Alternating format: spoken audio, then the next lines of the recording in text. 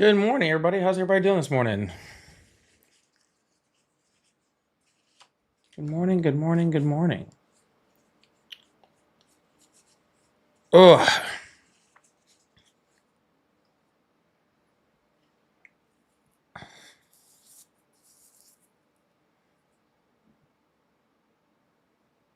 Hola, hola, hola.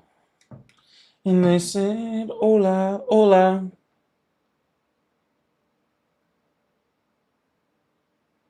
Oh, I'm sorry to hear that, Soot. That's not good.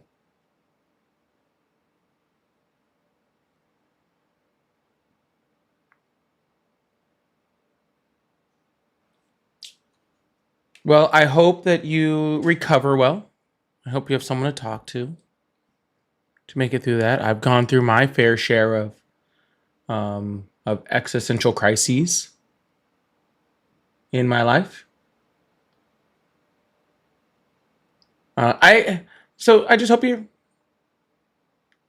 I hope you. I hope that everything's okay. That's what I hope. All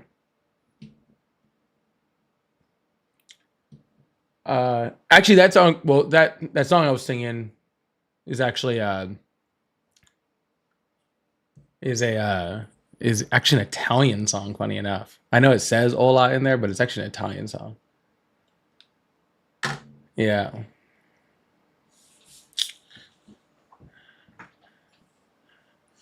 Yeah.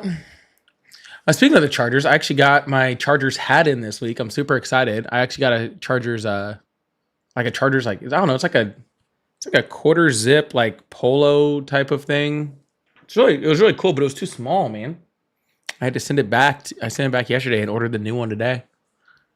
But don't you just love when like stuff like that works out? Like, so I paid I paid for this like little, it's like little like quarter zip like hoodie, right? Kind of lighter, but it's nice.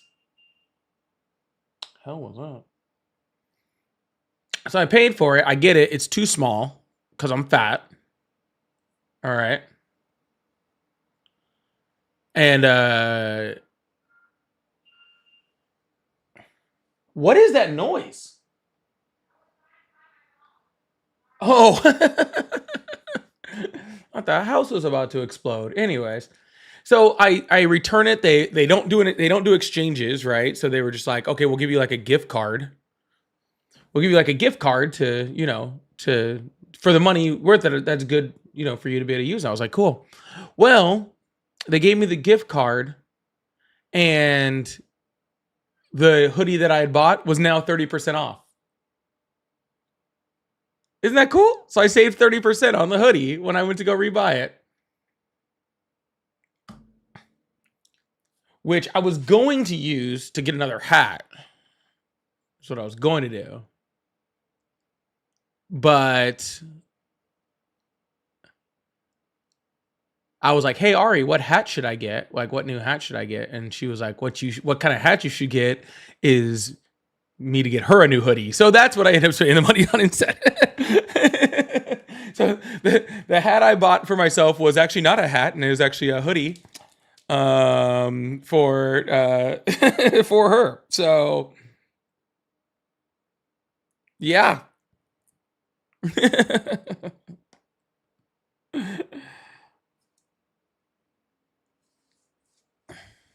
Kind of shaped a little funny.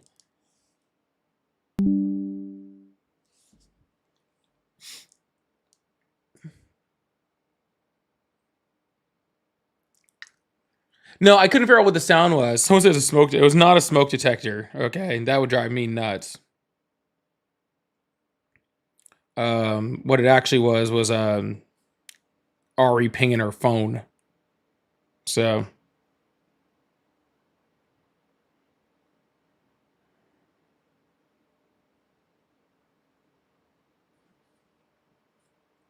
oh goodness.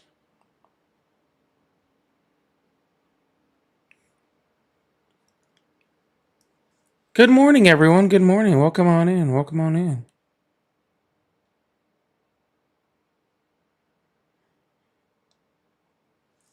Oh, I got a busy day today. Does everybody else have a busy day today?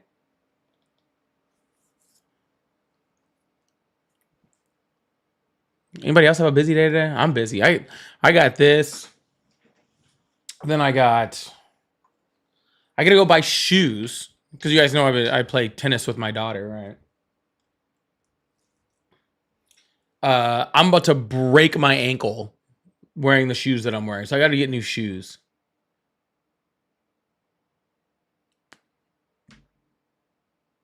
So I got errands, and I got to mop my floors today. That's a big thing.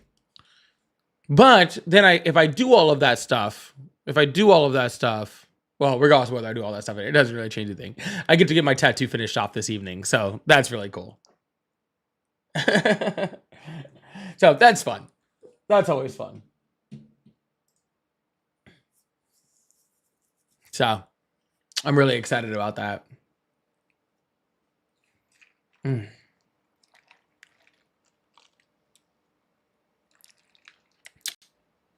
Oh, that's pretty good.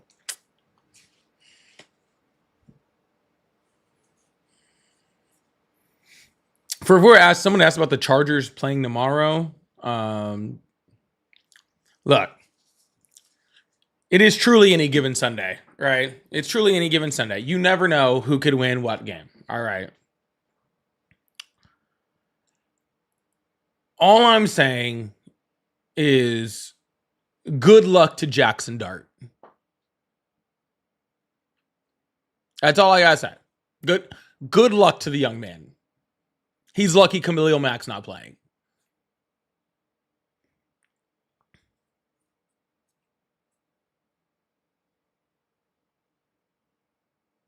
But I don't see how the Giants stop us offensively.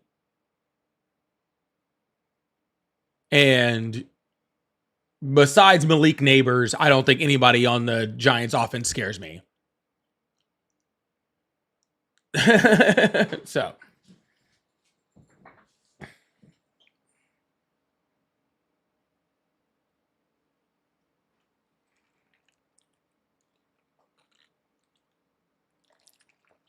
Hey.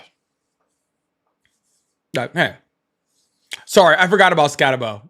Scatabo's freaking fun to watch. Scatabo's a freaking monster. I like that kid, dude. I actually got him in my dynasty league too. Scatabo's fun to watch. I forgot about Scatabo. Scatabo's cool. That's a fun football player to watch. He's just a little battering ram. Just dude runs like Forrest Gump, bro. Just straight to it. Well, anyways, y'all, welcome in. We are just getting this thing started, getting this thing moving on a beautiful Saturday morning.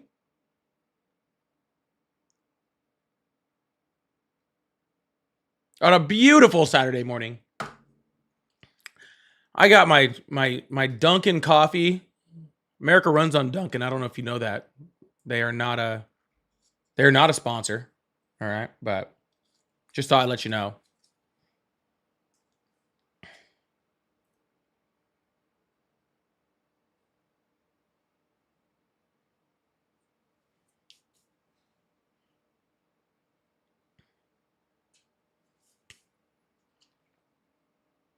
But I got my coffee. I'm ready to go this morning.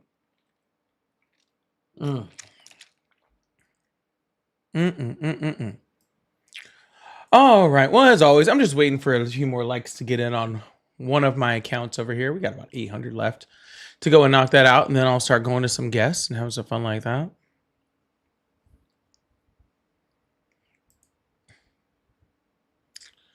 Do. You guys know how I love my Dunkin'. All right. You know I love my Dunkin'.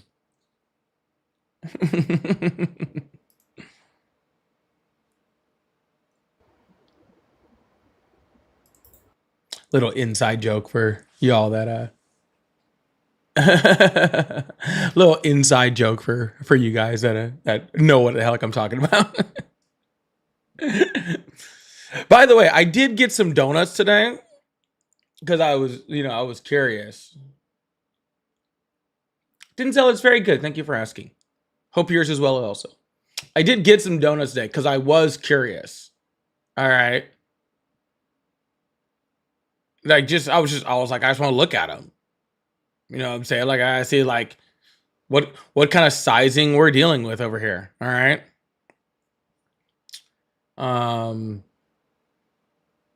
Yeah. There's like, there's not much room in the middle of those. Just that's all I'm saying. All right. There's not much room in the middle. All right. There's not much room in the middle of those. All right. I don't know how anybody is stacking. Anyways, we're about to open up these phone lines, get this thing going. All right. I couldn't try it. Okay. There's a there's a I was going to try to find out, and I'm not joking. Okay. I purposefully was like, I'm gonna actually find out the number. Okay. And like, Ari thought I was joking until we were in the drive-thru and I ordered a dozen donuts. And she was like, "Oh, I thought you were joking." I was not joking at all. And like, I got them home and I was like looking at them and I was like, there's an issue that I didn't project.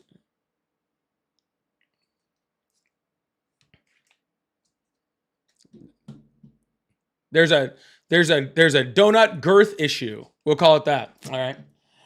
Anyway, phone lines are open. We'll see. I know it takes a little longer when we first get started on Saturday mornings, but phone lines are open. Thank y'all so much for being here as we get this thing moving and started this morning. French coolers may have a little more space in the middle, maybe.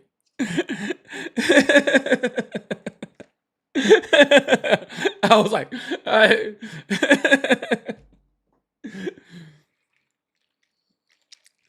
might have to like, I don't know,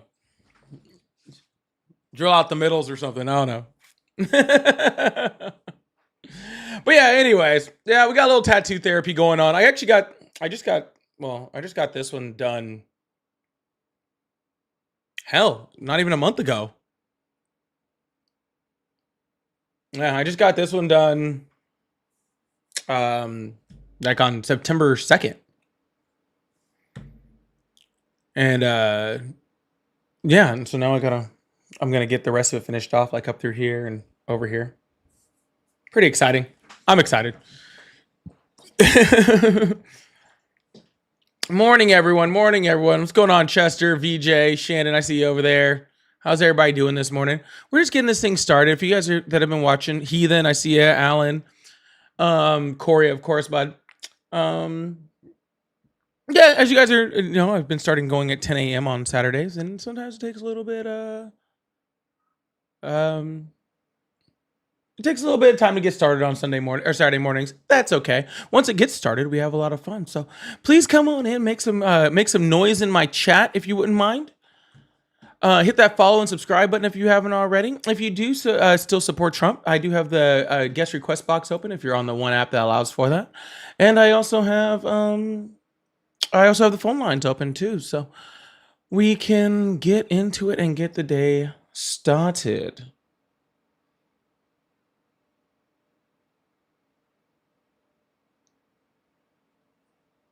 We can get the day started. Hello, how are you? Hello? Hello, can you hear me? Yeah, hello.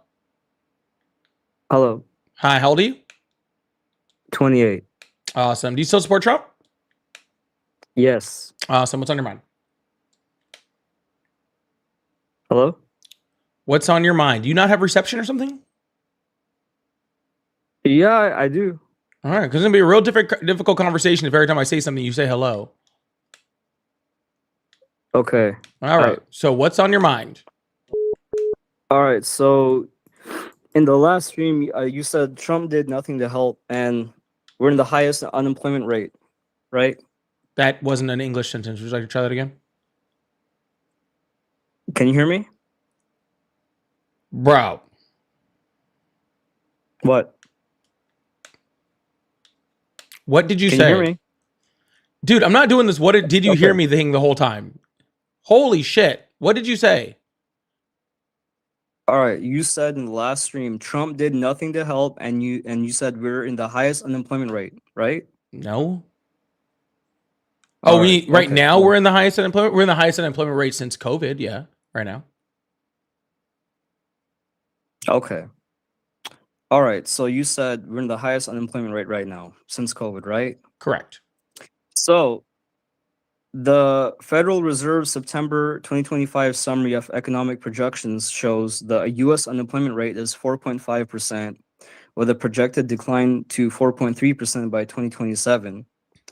And during the COVID-19 peak in April 2020, unemployment reached 14.8%, the highest level since the Great Depression. All of those are correct. What is your issue? So we are not in the highest unemployment rate right now. The current is Sir, 4.5%, is far below. Don't cut me off. No, Don't cut me because off. you're Don't cut me off. Don't sir, cut me off. I Don't I cut me will off. cut you off from this phone call if you don't shut the hell We up. are not in the highest unemployment rate. Sir, I The current specifically 4.5% is far said, below the. sir, what I said was for the third time, which is why I asked if you had reception, is I said we are in the highest unemployment rate since COVID. The highest How? unemployment rate since COVID. So you're saying, How? yes, can I explain? COVID was higher. Sir, COVID was higher than right now. that's What do you mean? what I'm saying. What are you talking about? You said since COVID, right? So COVID was higher. Correct. You said we're in the highest. Since COVID. How is this the highest? Oh my God, this dude! Right now. This dude is literally. It's too early You in the said morning we're for the this. highest unemployment rate right now. This dude is it is too early in the morning to not have people that understand the English language. Bro, okay, all right. Let me talk about the second claim. No, we're not talking about the second claim. No. Yes. No. Oh my God. All right. It'll be quick. No.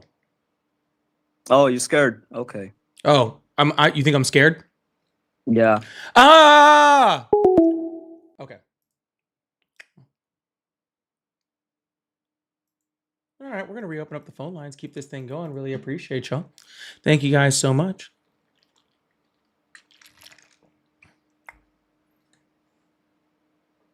Oh, if you tell me that I'm scared, then I'm just gonna yell and scream and scared, and then I'm gonna hang up the phone.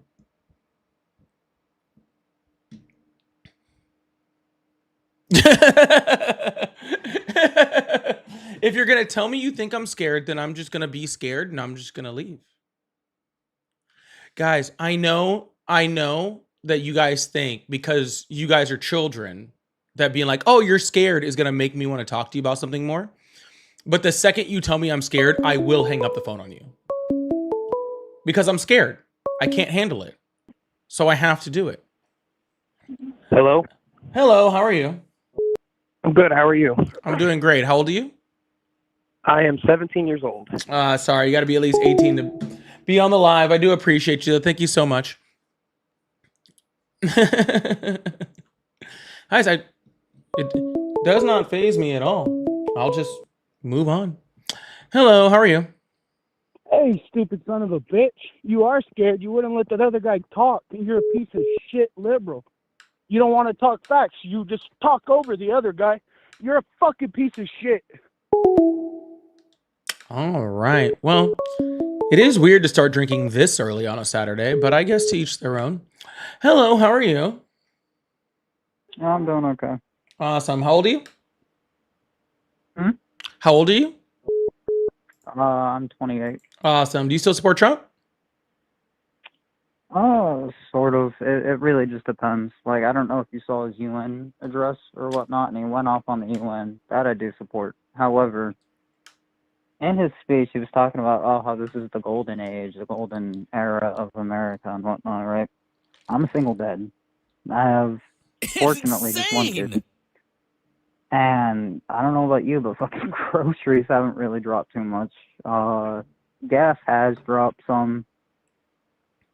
But I mean, that's kind of a moot point if you drive as much as I do. It's just a give and take, man. In Well, all honesty. the grocery prices are up across the board. Gas prices, Grocery prices aren't up. they are. Like, so I have Hold on. receipts, man, You said a whole like, bunch of stuff. for I'm 3 years. responding. Sir, you said a whole bunch of stuff. I'm Okay, no, responding. that's Let me fair. respond. So, Go like you ahead. said, grocery prices are not going down. The grocery prices aren't going to go down. Donald Trump even said that before he even took office. Okay, that whole promise of him lowering grocery prices before he even took office, he's like, I actually looked into it, and it's actually going to be very, very difficult to lower grocery prices. Exactly, because you can't do that. But Donald Trump doesn't care about that when he Oh, you come in. campaigns. He just says whatever you think, he thinks you want to hear, even though it's not feasible.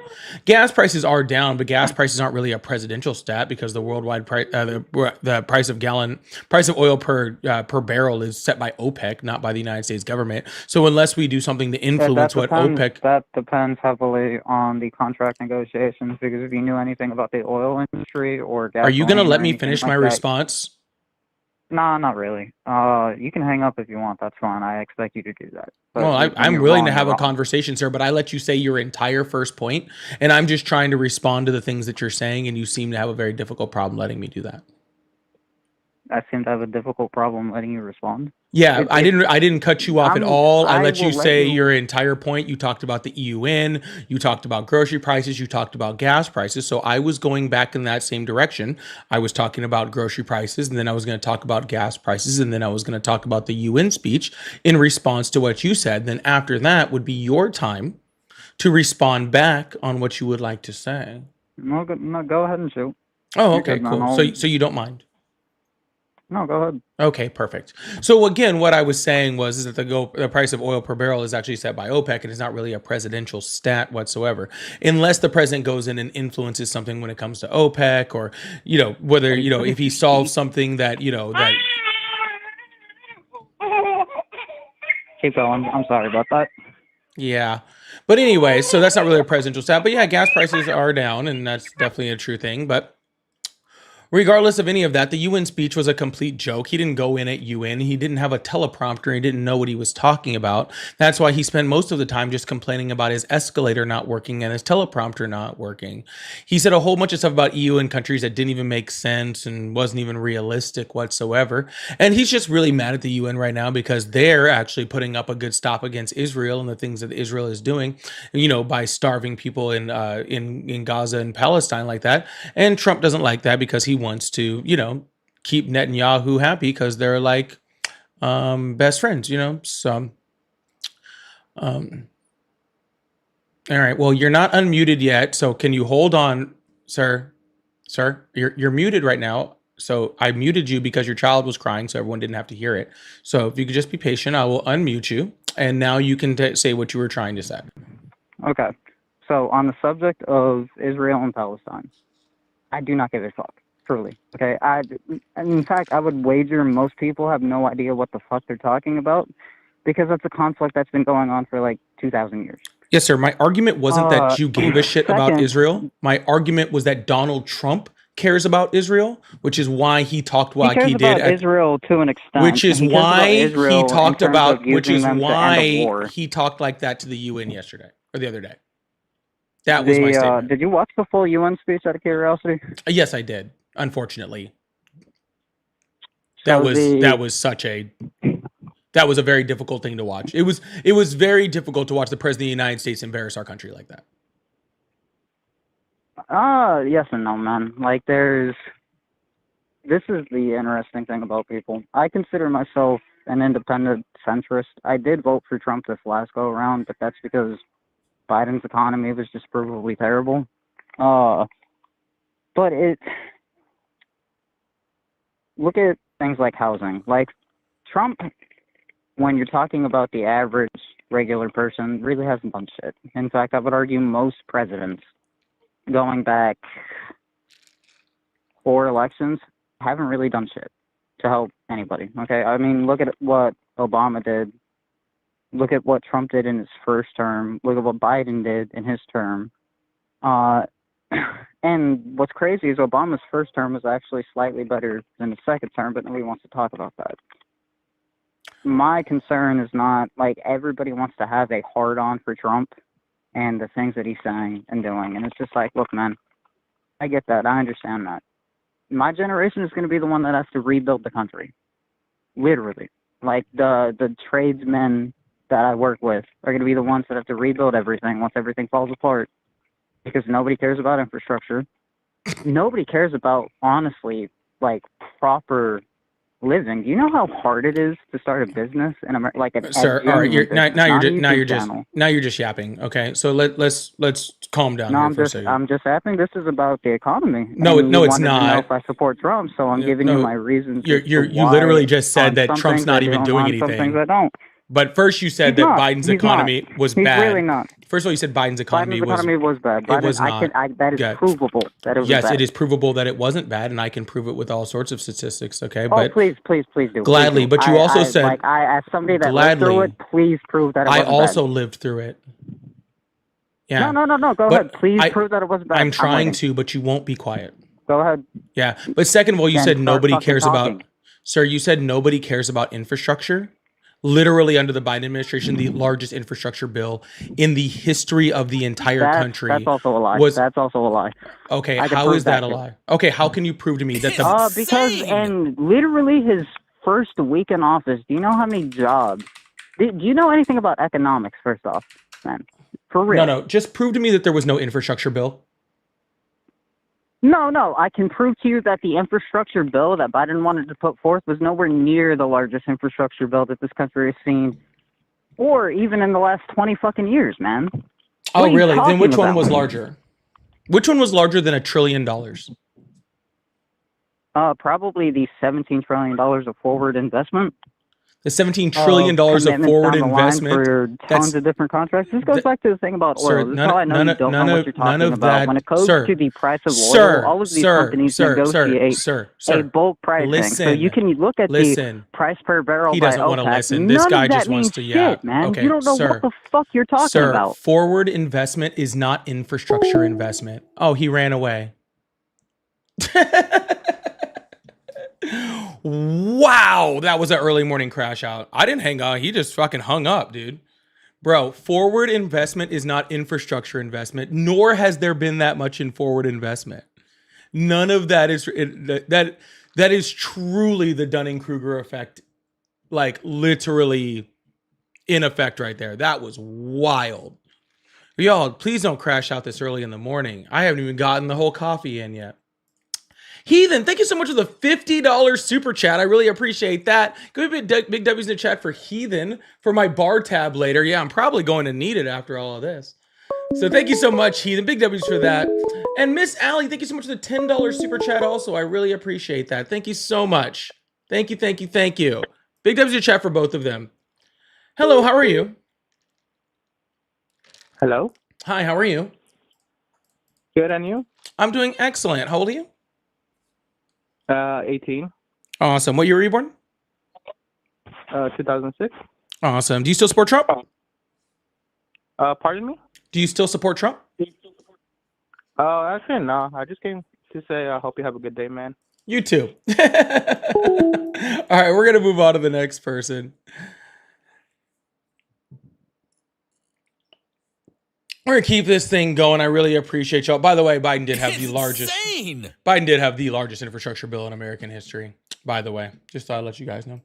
Tim, thank you so much for the $10 super chat. Said, hey, Paulie, had a long week at work. Time to unwind with some MAGA tears. MAGA supporters are my least favorite people. They have no argument for anything except for you're wrong. That is very true. Big W's in chat for Tim. Thank you so much for that $10 super chat. I really appreciate you. Hello, how are you? Hello, how are you? Hello? All right. Hello, how are you? All right. Y'all, please make sure you hit that follow button, hit that subscribe button if you haven't already. We do this every day but Fridays. Hello, how are you? Good, how are you? I'm doing excellent. How old are you? 18. Awesome. What year were you born? 2006. Awesome. Do you still support Trump? Kinda at the point, not really, because of what's going on with the country, but not really. But it's like a meh. What do you mean with what's going on with the country? Explain. Expand. So you know how like Charlie Kirk got assassinated and all that, and how supposedly Jimmy Kimmel got shut down by the FCC, right? Well, it's not supposedly. The FCC commissioner literally said it, but yeah. He literally said it. Yeah. So I'm just honestly, I'm like in a pickle right now of who I should support in 2028 and why I should support that person. Because honestly, I think Bernie Sanders should run for 2028. Bernie Sanders will be 1,800 years old in 2028. Really? That's crazy. I don't know. I don't know exactly how old Bernie Sanders is. Too old. Yeah. Too old to be But, president. I'll tell you that much. I don't know who I should support in 2028. Well, why are you worried right about now- 2028? The midterms are next year. Well, in my state is a deep red state, so I really can't do anything about it. Yes, you And can. You my can still state- vote. I can still vote, yeah. So, like, my state is deep red. I'm in Florida, so I'm in a. Your state is not deep state. red. I live in Florida. Well, yeah, it's kind of confusing, but I support like his economic plan, Trump's economic plan. I support it. Okay. Well, first of all, let me be very clear. We talked about Jimmy Kimmel being shut down, and you talked about Charlie Kirk. Okay. Let's talk about those things real quick, and then we'll talk about economics. Sound good?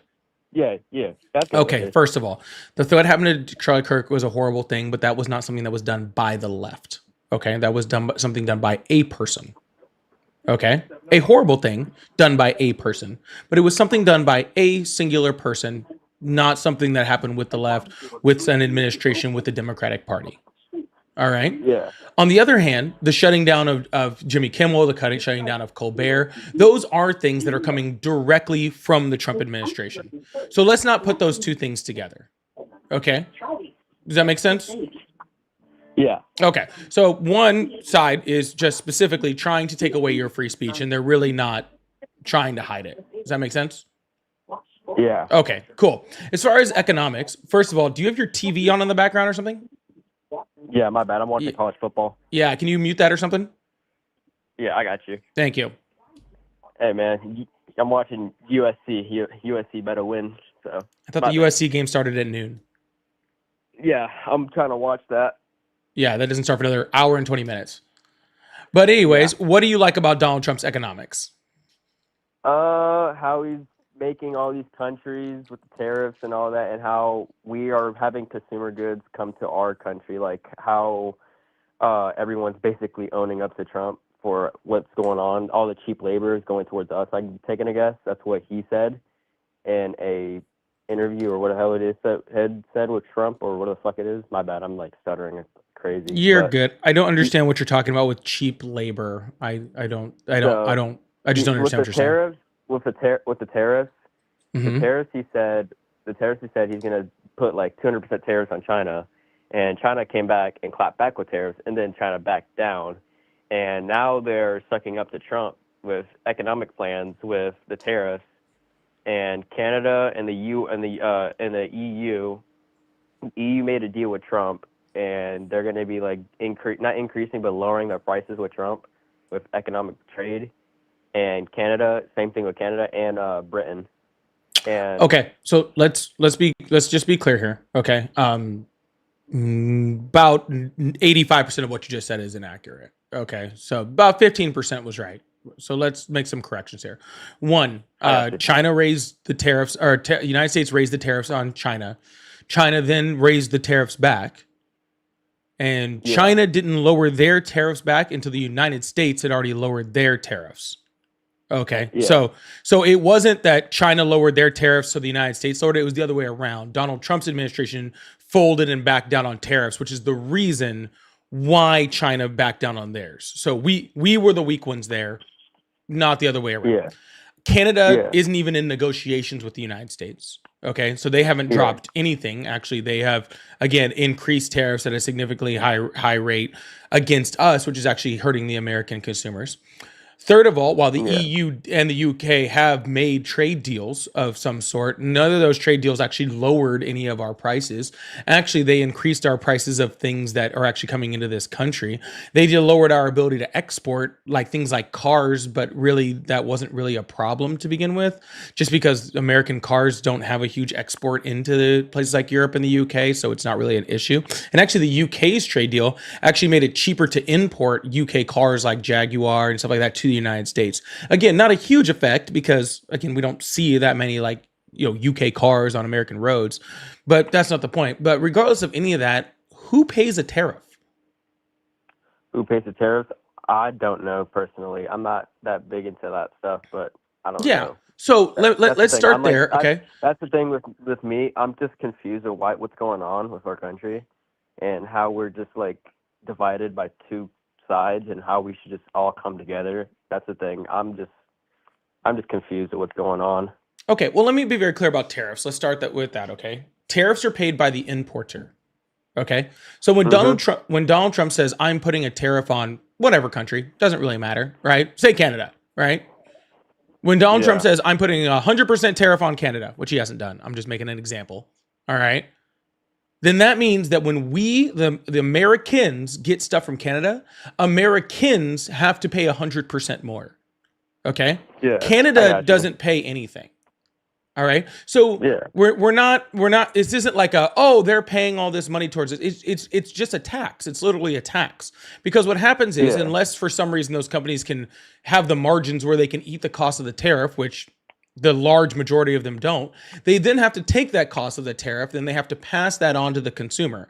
So when you buy something from Amazon that came from Canada, Amazon can't doesn't have the margins to cover 100% tariff on that. So they then push that money onto you, which means that you are literally paying a tax. So I just want to let you know that every single time that Donald Trump says, hey, I put a tariff on that country, what he's really saying is he is taxing you more. That's cool, man. Jeez. I didn't know that. And honestly, to be honest with you, I'm a first-time voter, so because I just turned 18, and now that I'm starting to get into politics, I just want to know what's the side. And my whole family's Trump. I honestly voted for Trump because of like the popular, like how he was being popular and how he got all that popular and all the podcasts and all that. But I just want to know what's going on and why like all this shit's happening, and why is there just so much hate in the world, and why is just people hating every day. And well, sir, to be completely honest with you, have you listened to what Donald Trump says? To be honest with you, I have, and I heard some like hateful things have said, and I am swinging my political opinion on different things. So I'm not really a Republican, but I'm more of an independent. It's just like who I choose, which is a better qualifier. And I will say I did pick Trump because Kamala, in my opinion, she didn't really get the nomination. In my opinion, I think Biden should have gotten it, but at the same time, Biden was old and he had like problems in his mental health. You can tell by the debate with him and Trump. But at the same time, the Kamala thing, they just like immediately put her in just because of her skin color. It actually has nothing. That's just not true, though, sir. Well, here's the thing: when the DNC happened, they put her in, and she was like, "We're gonna win this because she's a black or whatever skin color." Sir, that's not true. I'm Hispanic. Sir, that's it. Sir, you can be whatever you want. Okay, like you can be whatever race. It doesn't matter. That's just not true. Where'd you go? Well, I'm going to answer you anyway. Hopefully you're listening. The reason why Kamala Harris was the person that ran and why nobody ran against her had nothing to do with her race or her gender. It had to do with money. Okay? I don't know why he ran away. I thought we were having a very nice conversation. It has to do with money. That's all it had to do with. Money. She had more money. That's all. Anyways, we're going to move on to the next caller. Make sure you guys hit that follow button, hit that subscribe button if you haven't already. I really appreciate you guys. If you all would like to support the live, I do have super chats and memberships and all that fun stuff open. If you guys send super chats, I like to put them up between callers and stuff like that. Also, I have my live gift goal and I have my pay links in my bio. So I really appreciate you guys. Thank you so much. Hello, how are you? Hello. Hi, how are you today? Kamala Harris. How are you today? I am fine. Kamala Awesome. Harris No, no, no, was no, no, no. Awesome. How old are you? an adult Cool. And how old is that? over the age of 18. Awesome. And how far over the age of 18 are you? Over the age of 18. I'm an adult. All right. Well, have a good day. I'm only going to ask you how old you are 3 times. If you can't answer the question, then we will move on to the next person. But if you can't come up on this live and start with a hello, how are you? Let's just, have a cordial conversation. Then I have really no will to talk to you. It's simple. Hello, how are you? I'm well. How about yourself? Awesome. How old are you? I am this age. Beautiful. Do you still support Trump? Yes, I do. Awesome. And then you can say whatever you like. Hello, how are you? 6'7". 6'7". Doo-doo-doo. Hello, how are you? All right, goodbye. I know, just very strange the way people act sometimes. Hello, how are you? Good and yourself? I'm doing well. How old are you? I'm sorry, one second. And how old are hear you you? Hello? Sir, how old are you? Yes, I am 28. Awesome. Do you still support Trump? Yes, I do still support Trump. Awesome. What's on your mind? Okay, so I'm not 100% about, well, no, I know that Trump has said some things that can be triggering to some people. And myself as well, I don't agree 100% on what he says.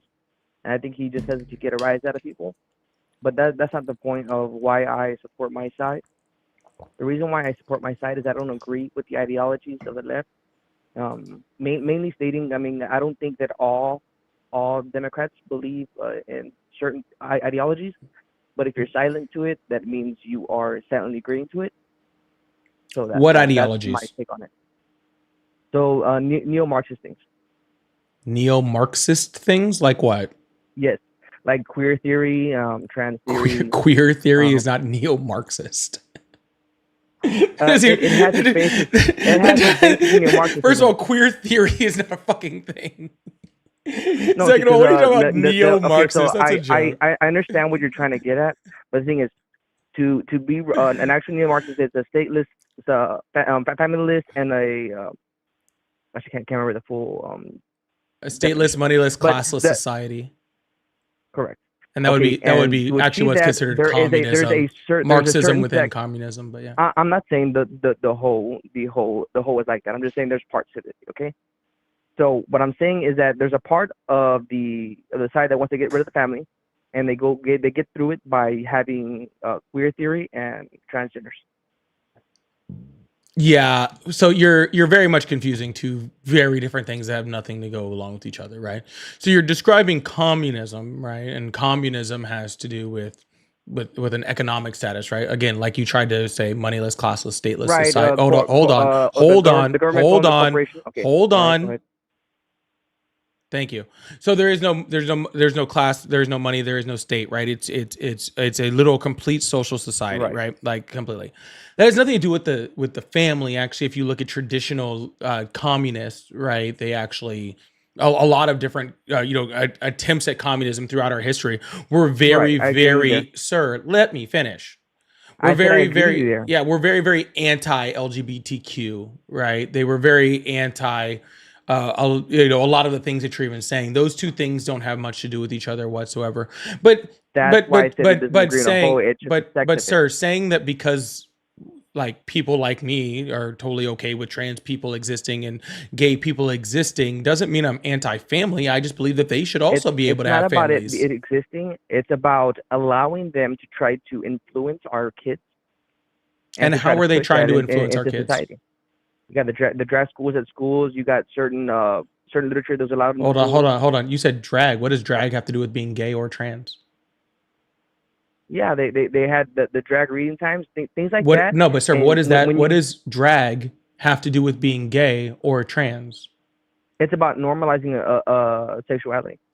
No, it's not. It's about people Yes, it is. wearing what makes them feel comfortable. You do realize that very straight cis people dress in drag, right? See, it's not about whether it's about people being comfortable. It's about that's not supposed to be involved with children Why not? at all. Why And not? It's not. Why? Kids are not supposed to be exposed to sexual things. That's not a sexual thing. It is. How is if I put on a dress, is that It's- sexual? If you are literally dressing, and Sir, the thing is, I it's not asked you a about just question. putting on a dress. If It's I put not on about just putting on a dress. It's about accentuating certain things of the body. It's about 'Cause they don't just accentuating put on certain things of the dress. body, so we shouldn't be able. Hold on. So if it was a sundress, I'm pretty sure, and even guy's then, fantasizing. I don't think. The thing is, transgender is I believe some people. So we're all, not 'cause there talking are some about people who transgender who are- people. Listen, we're not talking about transgender people. We're talking about Okay, yes, freaking yes, people that's very dressing true, in okay. drag, which is what we're talking about. Okay. Okay, And so I asked there you are, a question. I'm pretty sure sir, there are some drags that are trans. There are some drags that are and there's some heterosexual, people, or and they there's wanna some say people they're that are straight. heterosexual, and What does that have to do with they- anything? You know what? There's some teachers that are trans. There's some teachers that are straight. There's some teachers that are gay. Right. And see, look at there comes an ideology with this. I'm sorry. This doesn't just happen out of nowhere. People believe something and they reinforce it. Sir, all I believe is that people are allowed to be who they are. Yes, at your own home. No, just in public. You should be able to be who you are out in public too. You can be who you are in public. What I mean is that once you involve it with kids, it's Sir, out of the question. It's sir, up to the no, parent. I If need the you. I need parents you to don't want listen. it, I need then you they to don't want listen. Okay. A man wearing a dress is not sexual, and if you think it's sexual, okay, then I think you need to question your sexuality. Should a parent be able to decide whether the kids see that or not? Whether they be able to see someone in a dress, no. Yes. People So are. they shouldn't be able to decide if their kids are going to be No. indoctrinated by That's not certain ideologies. indoctrination, 'Cause sir. these That is people- just, sir. These people to sir, be able to sir, accept that is their not- lifestyle Sir, have to believe sir, a certain thing. Sir, that is not indoctrination to say that people can wear what clothing they want. Okay? Should The thing is, hold on, let me ask you a question. Let me ask you a question. Let me ask you a question. No, let me ask you a question. Be quiet. See, the Be drag quiet. was just a small point. What you're Be nitpicking a certain quiet. thing. Drag was just a certain All right, thing. I'll just make got you the quiet then. If you can't listen like an adult, then I will just make you listen. Is that fine? All right, awesome. So if I don't want my my kid to see a woman in jeans, okay, at a school, all right, should I be able to make a female teacher can't wear jeans at school because it can accentuate features? Is that considered normal in society or not? Not in my society. Not in my home. What do you mean not? What do you mean not in your society? That's everywhere. Everybody wears jeans. Oh, so you're just saying if it's normal in society. So you're saying you it's okay. believe So that no, sir, I asked you a question. So then what's the woman see then? No. I asked you a question. So you believe that it should No, just what- fall. what's the woman Sir, to you you? can't hear my question if you're talking. My question was, so you believe it should all go off of what's normal in society, correct? To a certain extent, yes. All right, awesome. So we teach about history in our schools where men wore wigs. Actually, in a lot of schools, they're trying to do things like put the 10 Commandments in schools where they teach about Jesus. What did Jesus wear? Jesus wore a dress, right? George Washington wore a wig and makeup. Not a dress, it's a Right. robe. But I see what you're Oh, saying. what's the difference between a dress and a robe? It's different. What's the difference? Because a dress is supposed to accentuate certain things of the body. Insane. It doesn't have to. Actually, some dresses are actually specifically made not to accentuate things Well, of the body. if you want to argue that point, most dresses here in the United States do now. But not a lot don't. What does that have to do with I anything? would say 80% of Gotcha. dresses are. So are men very wore sensual. dresses. So according to these same people, right, for places like Oklahoma who are trying to put, the 10 Commandments in schools, right? Okay. Then we should specifically teach that men should only be able to wear dresses, and since we're putting the Bible in school. See, the thing is, for people to start accepting these things, there have to be certain ideologies, like a man can be a woman and a woman can be a man. Why are you ignoring what I'm talking about and trying to move it on to a trans argument? Because to me, it's all about the trans argument. Okay, but see, you didn't bring up the trans argument. You talked about people dressing I in gave drag. an example of trans, drag, and then you Gotcha. said what all So about the you drag? wanna move on to the next conversation. That's fine. You want to talk about No, trans no, people. no. We'll keep it in drag. What good is drag? What do you mean what good? It's not good or bad. What good does drag bring? I just answered your question. Okay, so if you expose children to certain things, will they view that as normal? No. Well, maybe, Yes.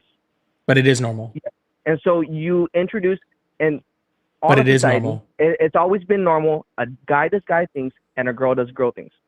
No, actually, Whether we you go out- if consistent. you go No, out we to actually. society, That's actually no one wrong. should be shamed That's for who hold they on. want to That's be. actually completely wrong. What things are guy things and guy things, and what things are girl things is consistently changing throughout our history.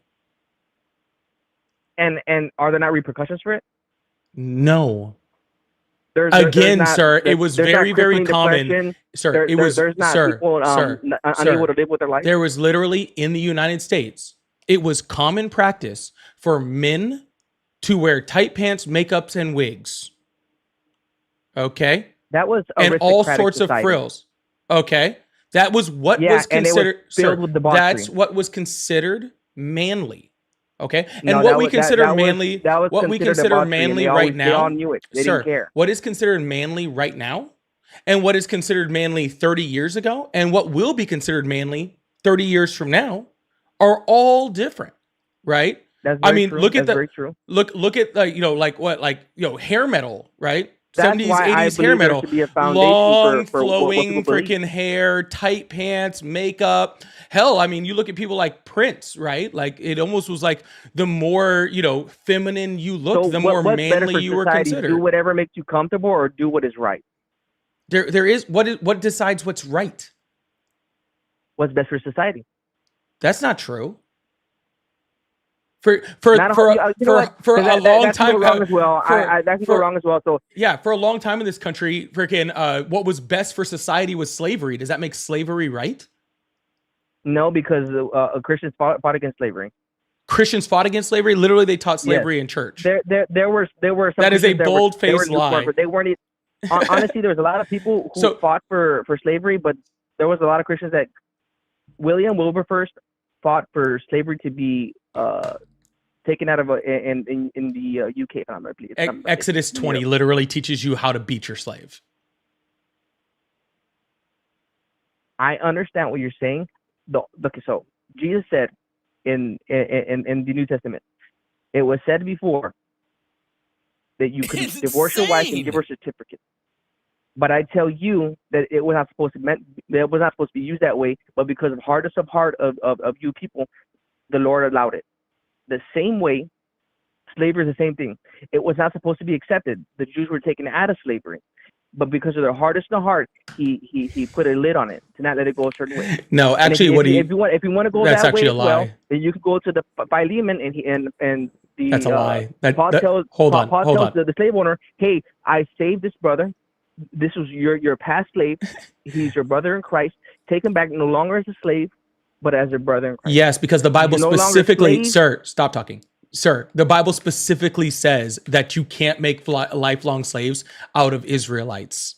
But it does Yeah, you say that other people, Gentiles, people from outside the country, you can make slaves for life, and you can take their children as slaves, and you can pass their children on to your children. No, they gave conditions that said you have to give them a chance to leave after 7 years. No, if they don't wanna leave it, and only Israelites, only people that were Jewish. Gentiles, you do okay, not. where does it at? And Exodus 20, I already told you. Exodus 20. Give me a second. Sir, I don't want to sit here and freaking give you a Bible lesson. Like, really, this is ridiculous. Okay. What does any of this have to do? The entire argument was you said that if things think what's good for society There is should what's be a considered right. foundation for how society is run.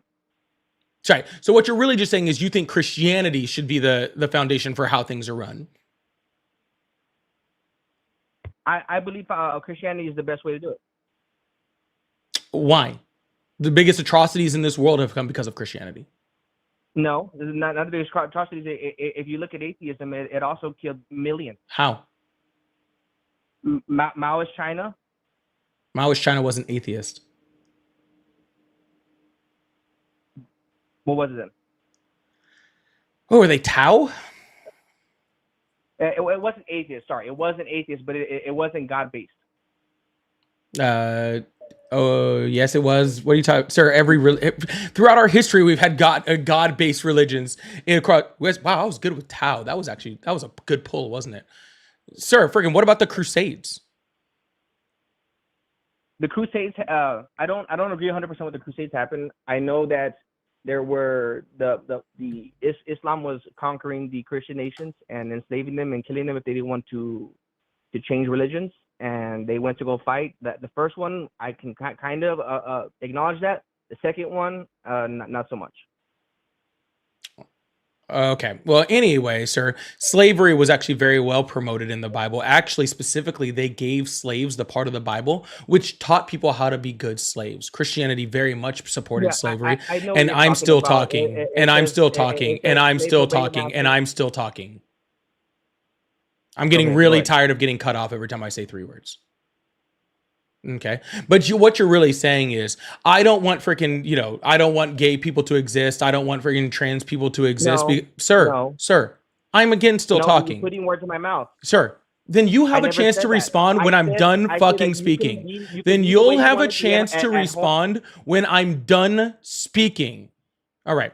Well, you will have a chance to respond when I am done speaking. I am putting you on mute until then because I'm getting really tired of getting cut off. You're already on mute.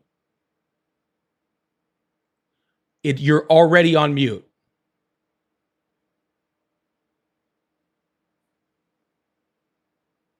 All right. So anyways, what you were literally saying is that you just don't like, oh, he ran away. All right. Well, we'll keep moving on then. Dude, if I can't get 3 words out, that is ridiculous. Have a conversation, man.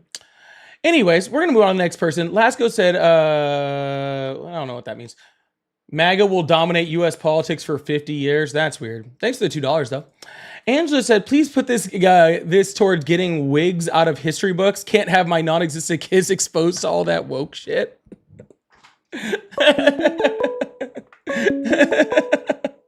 Thank you, Angela. I really appreciate that. Megan said, this is very entertaining. LOL, thank you. Thank you so much for that $2 super chat.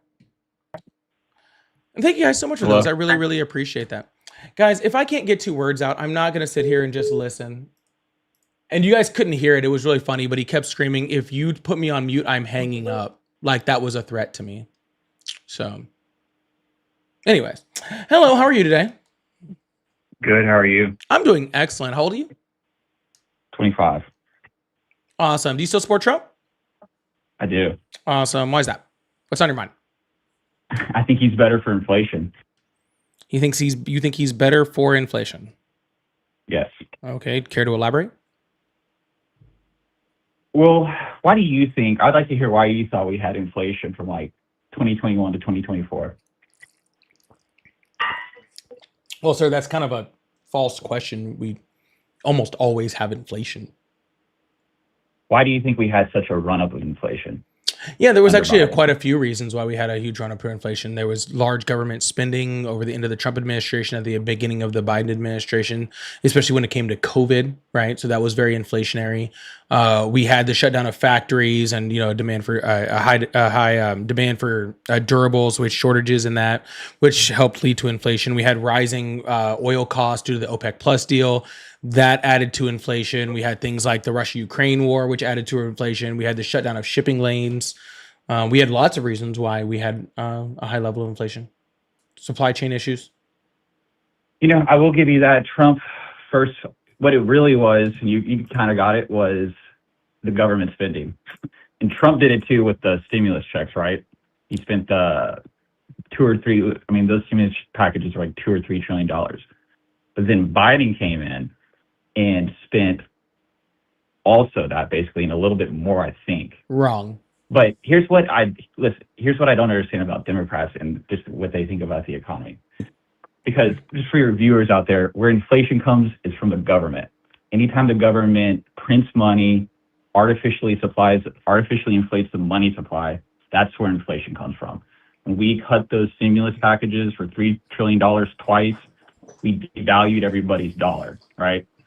Well, And so hold on. Well, first of all, that what you said wasn't accurate. Okay, Donald Trump over the time of his presidency added $8.4 trillion to national debt, and of a that, I lot of believe. that was. Hold on. Go ahead. And Go about ahead. 4 Go ahead. I think it was like 4.5 or 4.6 trillion of that was on COVID spending. Okay.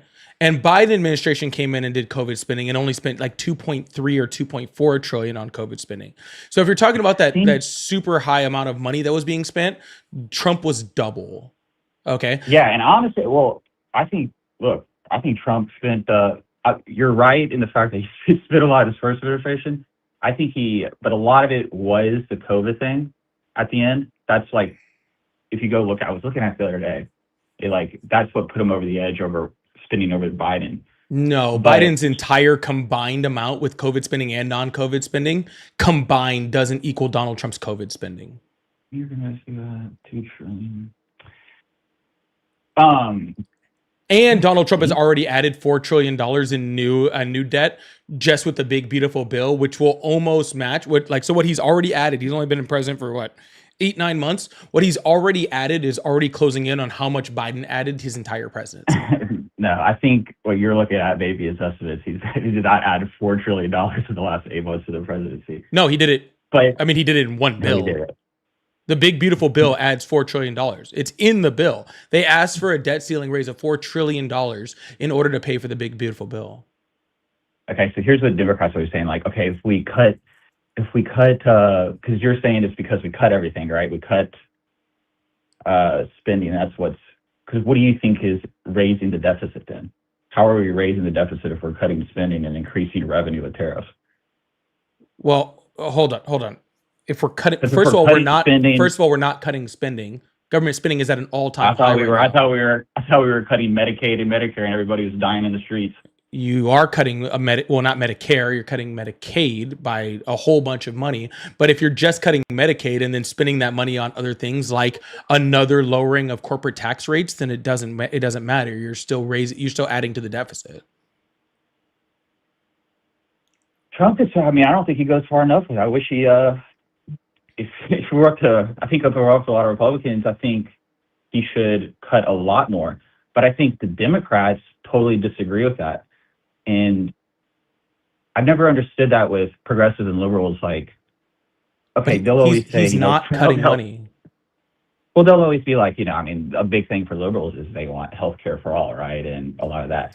And okay, we'll tax the rich, which, by the way, that wouldn't even cover that. But they want more government spending, more government programs. I've never understood why liberals can't see that, that wouldn't help anybody out and nobody could afford it. If we had to spend, they want more government spending. Sure. That is you're kind of stepping over yourself here. Let me step in. You're saying that the people on the left want more social programs, which is correct. Okay. Right. But usually when the left adds to those social programs, it costs the government less money than when Republicans are just in office. Again, Donald Trump in his first term alone, without adding to those social programs, added more to our national debt than any president in American history has in 4 years, period. A third of the national debt that had ever existed in the United States was added just by Donald Trump, just in his first term. Okay. And again, he's already added another $4 trillion to national debt just in this term, just with the one big, beautiful bill. Okay. So when we're talking about, and government spending is at an all-time high. So when you want to talk about adding more to government or adding more government spending, they're doing that. The last time we had an actual balanced budget was actually under a Democrat. It was under Clinton. Okay. So Democrats are not for trying to raise the debt ceiling and add more debt and spend all this money. Republicans are the ones doing that. Okay. When you started to move into healthcare there, right? And yes, people on the left generally want, either a single payer healthcare system or a universal type healthcare system. The problem with that is that would actually save us money. It doesn't cost us more money.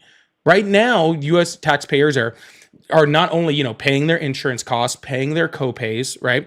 Their taxes are also going to help subsidize into those hospitals for uninsured citizens.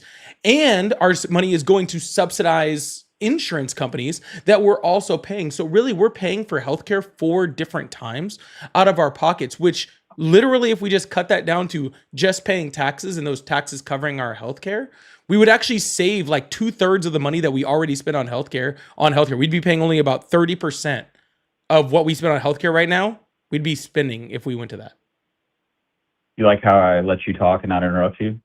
No, sir, I was just trying to take help notice of you. that. I was just trying to help you because you just kept repeating yourself over and over. I was Hey, trying to no, help you so out. you said a couple things. By the way, I just looked it up. He did that for. I knew this sounded ridiculous. He did add $4 trillion to the debt in the last 6 months. What you're talking about is, I think that I'm looking at it right now. The OBB said that it might add an estimated $3.4 trillion to the national debt over 10 years. Yes, sir. All debt is tracked over 10 years. But you said that he added to the national debt the last 6 months. It's like I'm sorry. I apologize. Let me make this clear. I thought I was talking to somebody that understood how national debt worked because you talked like you did. So condescending. It's very condescending because you talked like you understood national debt, and then you just made a whole comment that shows that you don't. So now I'll explain it to you. Chat, go rewind whenever he said that Donald Trump added. I know what I said. Go rewind whenever this guy said he added $4 trillion in the last 8 months. Yes, I did say that. You don't need to go rewind it. I did say that. Would you like me to actually explain to you national debt now? So, yeah, anyways. Okay, So well, I'll explain it to you. No. I'm going to explain it to you because you obviously don't understand. And then since you want to be like, oh, go rewind the thing, I'll just have to explain it to you since you obviously don't understand it. All right, go on. Please go on another how we track debt in the United States is when presidents approve bills that add debt over the next 10 years. Okay, whenever we add debt to the national debt, we add it over the next 10 years. So when Donald Trump added 8.4 or 8.6 trillion dollars to the national debt in his first term, that wasn't 8.4 trillion dollars that was literally spent and added in those 4 years. That was the debt that he approved to be added to the national debt over the next 10 years, right? So therefore, we don't give Biden credit, right, for the debt that Donald Trump actually approved and added just because it was spent during Biden's term. And continuing on, right? Biden added about $4.5 trillion in national debt. No, he didn't. He added $8 trillion. He added $8 trillion. You're lying again. Well, I'm explaining to you how debt works. Okay, I mean, thank you. You don't I know how it works. You were saying, I guarantee your audience was thinking that he added, out of the last 6 months, that we automatically added $4 trillion in 6 months. No, they didn't, because my audience understands how national debt works. I'm explaining it to you. So, I caught you in this fucking eye. Don't worry about it. And by the way, you just lied again about how much. You have literally. By the way, you literally lied again about how much Biden added to the debt. Biden added more to the debt than Trump. All right. Well, I'm just going to go ahead and put it on the screen since you want to be this type of person. I'm looking at it right now. President Biden and everybody else in the live is looking right here at the Committee for a Responsible Budget, where it shows that the net 10-year debt approved, because that's how I just described it to you. Are you on the Committee in Homeland? Are you on the government website? Because I have. 10-year debt approved is $8.4 trillion for Donald Trump and $4.3 trillion for Joe Biden. What I'm looking at, President Biden has added $8.4 trillion to the debt, and the first Trump administration was $7.8 trillion. Yeah, and what website is that on? It is on Committee on Homeland Security and Government Affairs. Gotcha. And what data are they sourcing in order to show that? Oh man, I don't know. I don't really keep up with the Homeland Security and Affairs data sourcing. Oh, okay. I'm assuming that, look, from the Director of Office of Management and Budget. I guess that's where they're sourcing it from. Is that good enough for you? No. That's not good enough for you, the Director of the Office of Management and Budget? Yeah, actually, that sounds partisan, to be completely honest with you. Yeah, I mean, it's literally a government or whatever. Yeah, there's lots of government websites that are partisan. You said... You do realize that like things like whitehouse.gov and stuff like that, when they source things, they don't actually, and like, when you have like House committees that post stuff, they don't actually have any necessity to be factual. You understand that, right?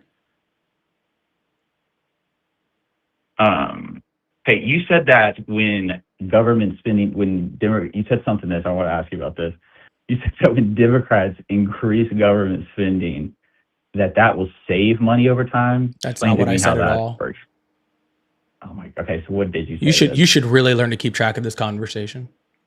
Yeah, right. I'm fucking calling you out on everything. All right, Yes, tell you're me. you're You doing literally so. said stock. You literally said. You're literally You doing literally. so great. Yeah, you're looking like a clown. Please tell me how Democrats increasing government spending will save us money. I didn't say that. Yes, you did. No, I said I said going to a universal or single payer healthcare system will save us money. I said that the Democrats want more social programs, but actually, when we put these social programs in, it saves the U.S. money. Why would more social government programs save us money? If we're spending more government spending, why would that save us money? I didn't say more government spending. Do you not understand the difference between more government spending and more social programs? They don't have to go together. That is literally the definition of government. If government programs would increase government spending. That is what else? Not always, not at all. What else do we spend it on? Are we got military and stuff? Yes. Sir, Social Security, I will try Medicaid. to explain this to you again. I really hope you can try to listen this time. Keep going outside. Okay. Dude, your chat is retarded. All right. Well, their understanding of the dead is a lot stronger than yours, so I'd watch who you were calling names. Sounds like my chat has a much better understanding of what is going on within our government than you do. Yeah, sure. Everybody in this chat is honestly. I've been watching your chat. They're fucking retards about all this. All right. Well, maybe instead of reading the chat, you should try to concentrate on the conversation. Okay. And then maybe you'd be able to come up with a response that actually sounds like a smart person said it. Okay. But I'm not going to have you using the R word on my live either. Okay. Oh, okay. Sorry. All right. All right. Go on. Perfect.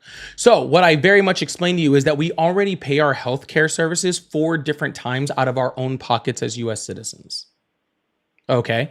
If we were to actually go to a single payer or a universal system, then U.S. taxpayers would not. Right now, we already pay for our healthcare with taxes, and we already pay for it out of pocket also. If we were just to go to a universal system, we would only pay it in taxes and not out of pocket, which means you'd still probably pay exactly what you already pay in taxes that goes to subsidize. It's insane. What are the 4 things that we pay for healthcare? I already said that. I explained it earlier. What you really weren't paying attention, were you? What is it? Just tell me. Yeah. So you pay your insurance companies, you pay your co-pays directly to the hospital, and then we have subsidies that go from your tax dollars to those hospitals, and then there's subsidies that go from your tax dollars into insurance companies. Right. So don't you think we should privatize all that? Doesn't that sound a little too bloated?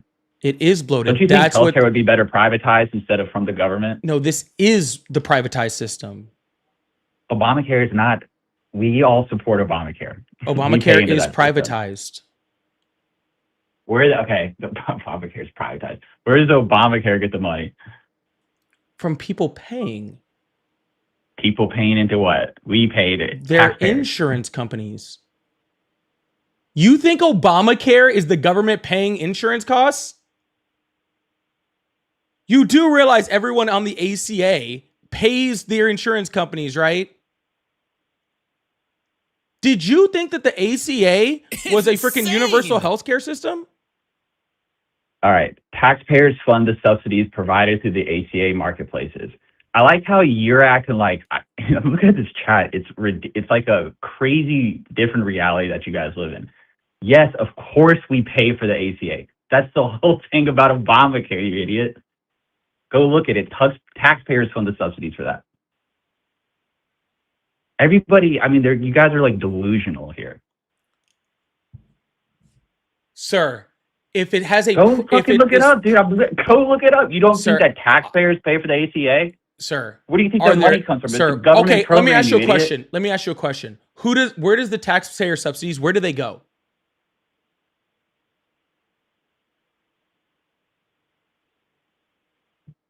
Where do the subsidies go, sir? What do you mean, where do they go? Well, you're saying that the federal government subsidizes healthcare. Where do those subsidies go? Wait, do you want to look this up real quick? No, I want you to answer I want you to answer the question. Where do the subsidies go? Fund the program. What do you mean? Programs? Where does it go? What programs? The ACA, Obamacare. Yes, the ACA uses subsidies to fund what? People's health insurance, I assume. I don't know. People's health insurance. So private health insurance. It subsidizes private health insurance. It's already privatized. That is what private is. It is your private companies. These are not government insurance companies. They are privatized insurance companies. Oh my God. We I are didn't say it living was. in a private healthcare system. Dude, your chat is. Did I say that it was a government insurance company? Yes, you I'm saying literally there's a government. said. No, I didn't. You literally dude. You said, are wouldn't our such a system be fucking- better if it was privatized? Yes, where the taxpayer isn't subsidizing insurance. I'm not saying the insurance company is a government insurance company, but the taxpayer is subsidizing it. That's not free marketplace. We were obviously. subsidizing it before the ACA. Yeah, I don't agree with that either. I think it all should be privatized. Well, if it wasn't, then you would just be paying even more out of pocket. No, it wouldn't. It would be the free market, brother. It would Exactly, be the and free the market. free It market- would be like Sir, like car how old insurance. do you It say would you be were? like home insurance. It'd be like How everything old are else. you? But liberals have to be like, oh, Sir, how old are you? we have to pay for everybody's health care. And if you don't agree with that, you're a terrible person. How old are you? We don't have the money. Hey, Okay? how old are you? 16. I told you already. Oh, you didn't. And actually, you got to go. That actually makes complete sense now that I know how old you are. I was like, you must be a child. Sorry. I thought he lied to me before. He didn't tell me that's how old he was. Yeah, he said 25. He's lying. I knew he had to be a child. I knew he had to be a child. Because it's like, dude, do you not remember how things were prior to the ACA? Yeah, he said 28. Yeah, exactly. That's what I thought. He said 28 or 25 or something. Stay in school, kids. Stay in school. Drugs are bad, okay? Anyways, we're gonna move on to the next caller. Feisty, thank you for the $10 super chat. Said club dues. Thank you so much. Speaking of being part of the club, if you'd like to become a member or gift memberships, that's a great way to support the live, and I really appreciate that. Thank you so much. People used to lie about their age to go fight in wars, and now people lie about their age to not understand healthcare on a live. Isn't that wild? Yo, please make sure you hit that follow button, hit that subscribe button if you haven't already. I really, really appreciate that. Thank you so much. Angel said $5 for every slur. Yeah, he's kind of a piece of shit. Oh, look, Daniel. Thank you so much, Angela. I really do appreciate that. Thank you so much for the $10. Daniel said, from the day America was... Oh, I didn't realize this was Daniel. From the day America was founded to 2001, debt ceiling was $4 trillion. Dims and reps both skyrocketed. After that, a president can't spend money without congressional approval. Laundering money is legal. This might actually be the most intelligent thing Daniel has ever said in a super chat on my live. Funny enough. Thank you so much, Daniel, for the $10 super chat. I appreciate that. And here's Daniel again. It says, farmers, single moms, electric companies, oil companies, nobody with a bad product should be bailed out by the government. Just run a good business and pay taxes. Daniel must be sober today. These are actually pretty cognizant for him. Thank you so much, Daniel. I appreciate the $10 super chat. And Spider, thank you for the $2. I also appreciate that. Thank you guys so much. And Tyrone, thank you for the $5 over on Cash App. I really appreciate that. It says, fighting MAGA nonsense with common sense. Insane. Thank you so much, Tyrone. I really, really do appreciate that. Thank you so much. Y'all, make sure you hit that follow button, hit that subscribe button if you haven't already. If you'd like to support, again, I do have super chats open and pay links in the bio, so I really do appreciate all of the support. Insane. Thank you guys so much. Hello, how are you? Hey, Holly, how are you? I'm doing good. How old are you? I'm 35. Awesome. Do you still support Trump? I don't. I just wanted to put in this one really quick thing. If you guys don't know where the tariff money is going, it's to the sovereign wealth fund that he created early in office. And so all of the money that is being taken in through these tariffs goes straight into his pocket. That is a good point. I forgot to mention that. Thank you so much. Yeah, it's not being mentioned anywhere. I think everybody needs to be saying it. Yeah, I think you're right. Big I think you're fan. right. You know, sometimes I just hear like so much shit. Like sometimes, you know, every once in a while I forget certain parts that really need to be mentioned. But you're right. Yeah, it should be mentioned more. Yeah, it needs to be mentioned like continuously. Like everybody needs to be aware that he's ripping us all off, and we're all okay with it. I am personally not okay with it. Well, you know that. Thanks, bro. Thanks a lot, man. Have a good one. Also, Marika, thank you for the $5 over on PayPal. I really appreciate that also. Thank you so much. Big W's to chat for Marika and Tyrone over there with the Cash Apps and the PayPals.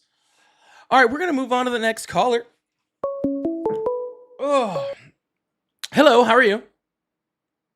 6-7, 6-7. The 6-7 thing is really weird. I had to have my daughter explain it to me. It was very weird. I was like, what is this? And she was like, it's nothing and it's stupid. And I was like, oh, okay.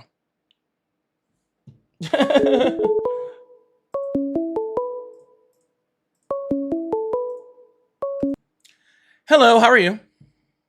Doing great, man. How are you doing? I'm doing awesome. How old are you? I was born in 1973. Well, I think My that makes birth- you old enough.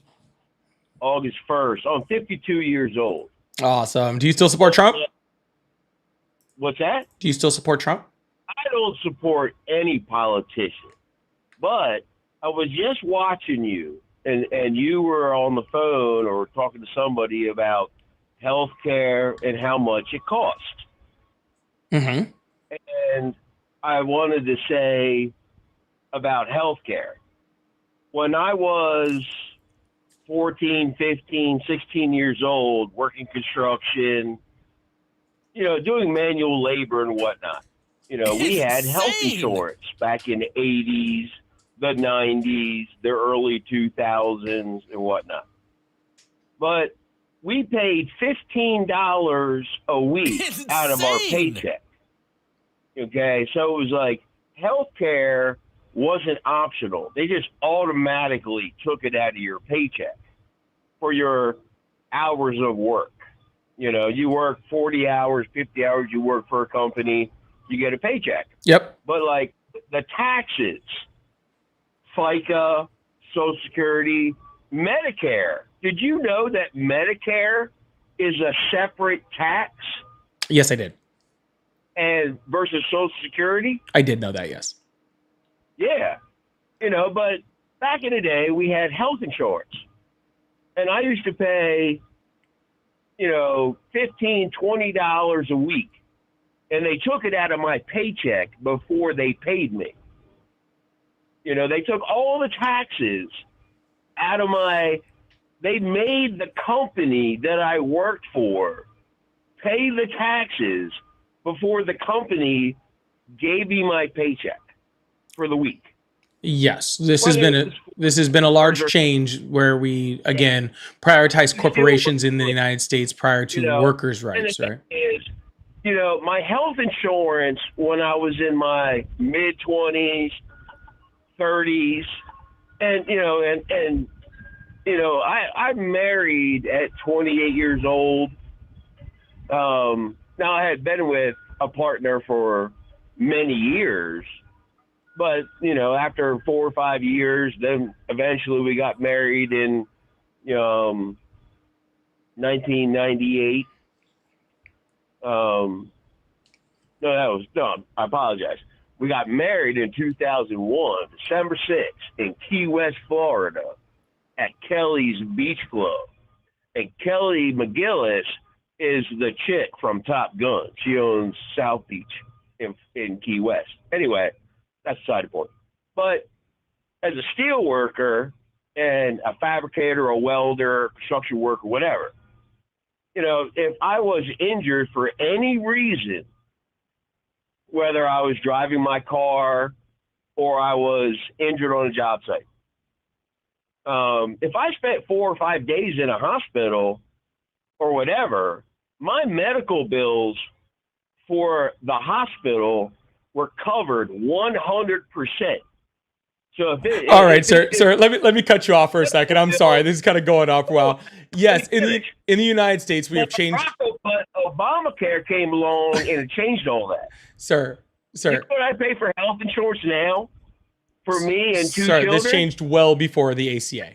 $175 a week, and I have a $5,000 deductible that I have to meet. So if anybody in my family gets injured, the first $5,000 is on me, and then anything above that, the insurance company will pay. Sir, that changed way before the ACA. Okay. Health insurance. I'm paying almost $400 a week. Sir, what is your point? That's Obamacare. That's what you people don't seem to understand. That is not Obamacare, sir. You didn't pay your health care when you filed your taxes at the end of the year. They would just deduct the amount of money that you had to pay a fine. Sir, I think you're missing about 30 years. Sir, be quiet. Sir, please stop. Sir, please stop. Sir, please stop. Sir, please stop. Sir, please stop. Last time I'm asking. Last time I'm asking. You and everybody. All right, we're gonna move on to the next caller. Last time I was calling, I think your brain missed about 40 fucking years in there, in between when you were like 14 and 15 and 16, and when the ACA was passed. Okay, there was a lot of time in there where a lot of things happened, specifically during like the Reagan administration. Okay. I did enjoy it for way too long. Okay, that is correct. I did enjoy that for way too long. Violet, thank you so much for the $2 super chat. Your automod is broken, dude. Muted me for no reason.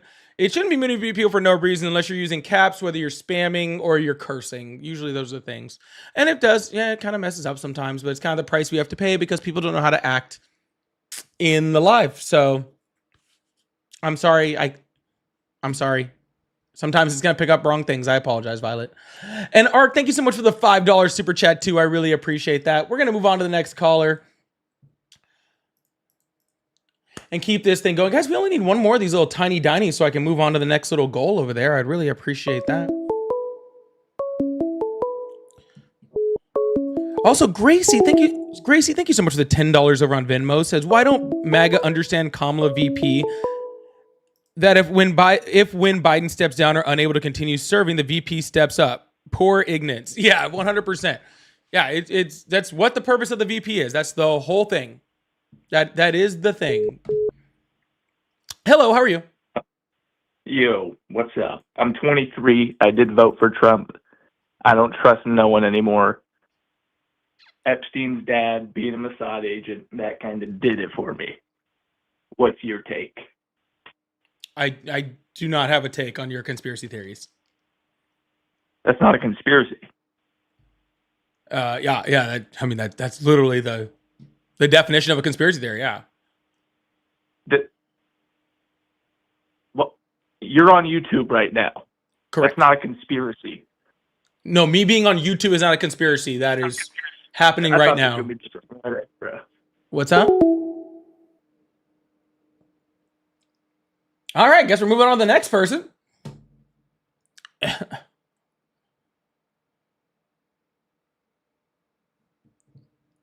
I don't really. There was something about Epstein and Mossad. That's all I heard, really. Y'all hit that follow button, hit that subscribe button if you haven't already. We're going to move on to the next caller. If you guys would like to call in, the number is right above my head. It's insane. Latifa, thank you so much for the $10 super chat. Said they praised Argentina for gutting its government and they crashed in 6 months, and then Trump is bailing them out with millions. How do farmers feel about that? They probably feel insane. Very broken and not very respected, considering I don't think we've sold like a single soybean. Pretty sad. Thank you so much, Latifa. Hello, how are you? Good. How are you? Doing great. How old are you? I'm 26. Awesome. Do you still support Trump? I don't, and I used to support him, but I want to say a couple of things.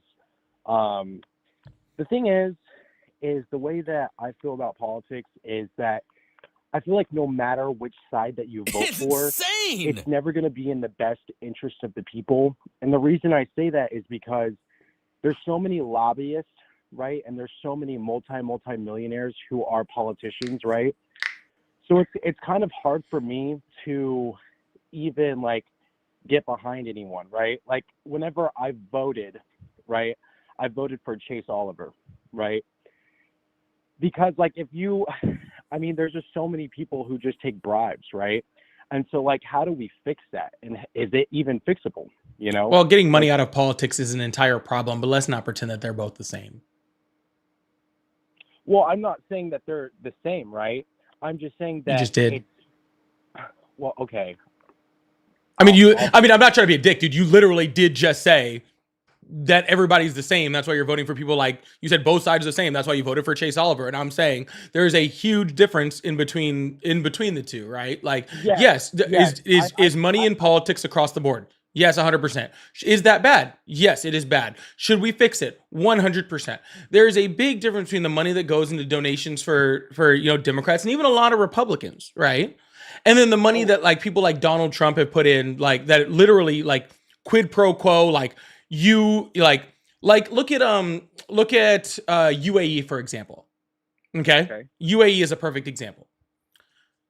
Donald Trump just released our newest, best freaking AI chips, right? AI microchips, right? To UAE. Right. He did it right after they put $2 billion into a private crypto organization that was ran and owned by him and Steve Witkoff's sons. All right.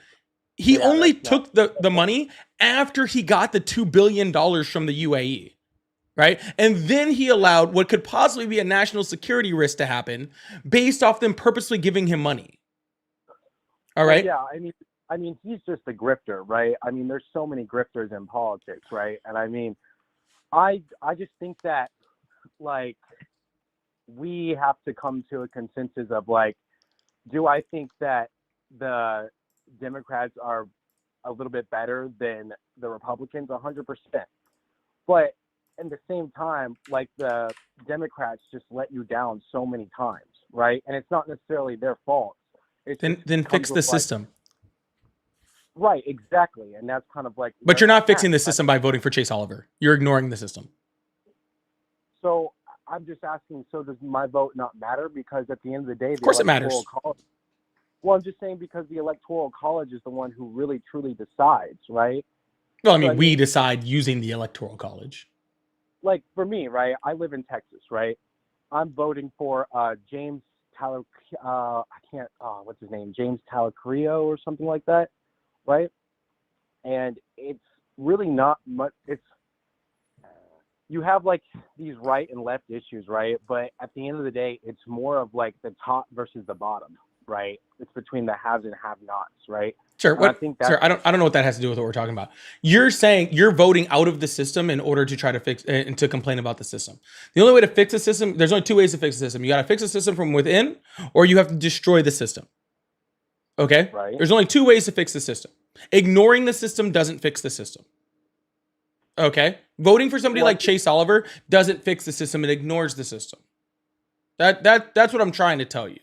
Okay? Well, I guess like how does that ignore the system, right? Because like I've tried to like be an independent voter, right? And go based upon policies, right? So I guess in your perspective, how does that ignore the system, right? That's just my question to you. Because if you have a system in which right now, currently, and by the time you were voting for the president, there was only two people that had a possibility of winning. Just two. There wasn't any more. Chase Oliver did not have a chance of winning, right? The system needed to be fixed before we got to that point, all right? But by the time we're at that point, you have the choice between a public servant and a grifter, right? So by not voting for the public servant, you're allowing the grifter in.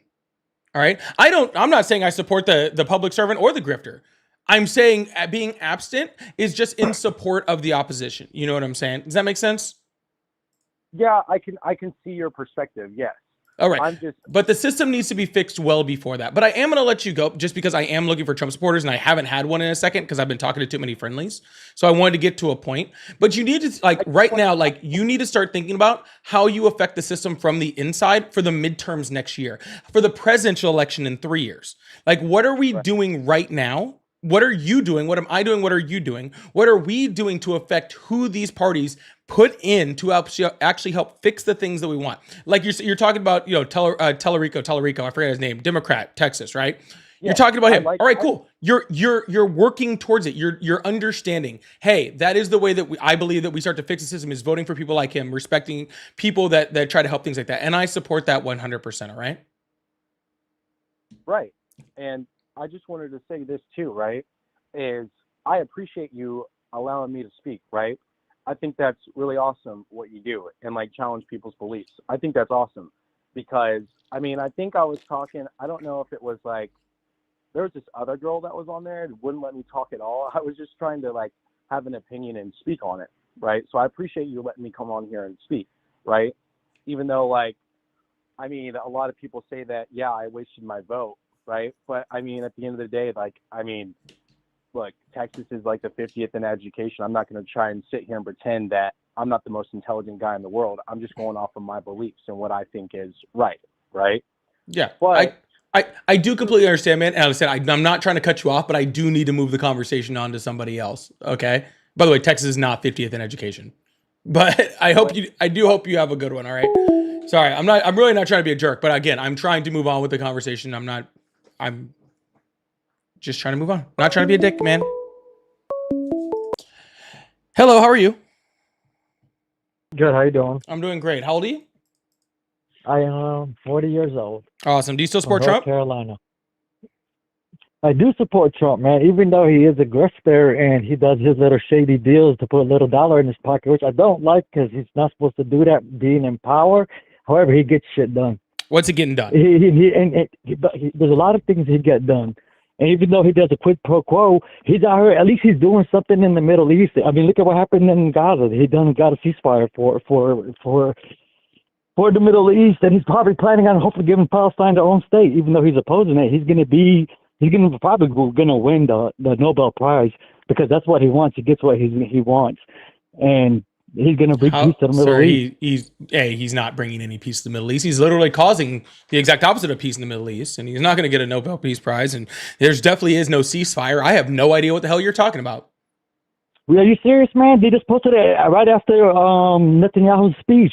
Trump came out and said that they came up with a plan for a ceasefire. Yeah, they've had a plan for the ceasefire for 3 years. No, I mean, they had a plan for February 2nd, but I'm just saying they're finally going to complete, they're going to make it happen, hopefully. Either way, Trump, he gets stuff done. So what has he actually gotten done? I don't know, man. I just feel like he gets things done. He's very provocative. He's in your face. Sir, you're saying and he doesn't shy away from things. You say I don't have any evidence points for you. So you say he gets things done, but you have zero evidence points to how he gets things done. Exactly. I don't have the time for me to print it all out for you because I don't think I got the time for this conversation. You could just name one. I just wanted to state a point. That's it. He said Trump supporters. I'm just telling you. I feel like he gets things done. It might not be for our happiness or for everybody's likeness, to please everybody, but he does get stuff done. It might not be the way you like for him to get it done. He's done more than Biden has done, and he's only been in office for how many months? Not 10 months? Sir, you can't name a singular thing he got done. I don't want to name. I'm just letting you know. That's all thing I wanted to say. You have a good afternoon. How are we having an argument about what are we talking about, dude? What did he get done? Oh, goodness gracious. Jazzy, thank you so much for the $1 super chat. I appreciate that. Daniel says, Google subscribers now available. I tried to give you a call. Well, that's probably because my phone lines weren't open, Daniel, but I appreciate the $5. And Brad the Pagan, how you doing, man? Says, hey, man, been a bit. Good to see you again. Good to see you too, Brad. I appreciate that. Thank you so much, man. It's insane. Hello, how are you? Hello?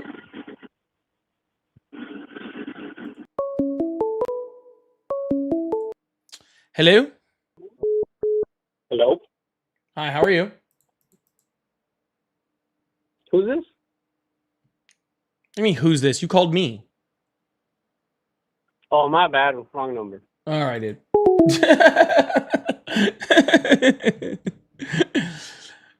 What do you mean? You called me, big dog.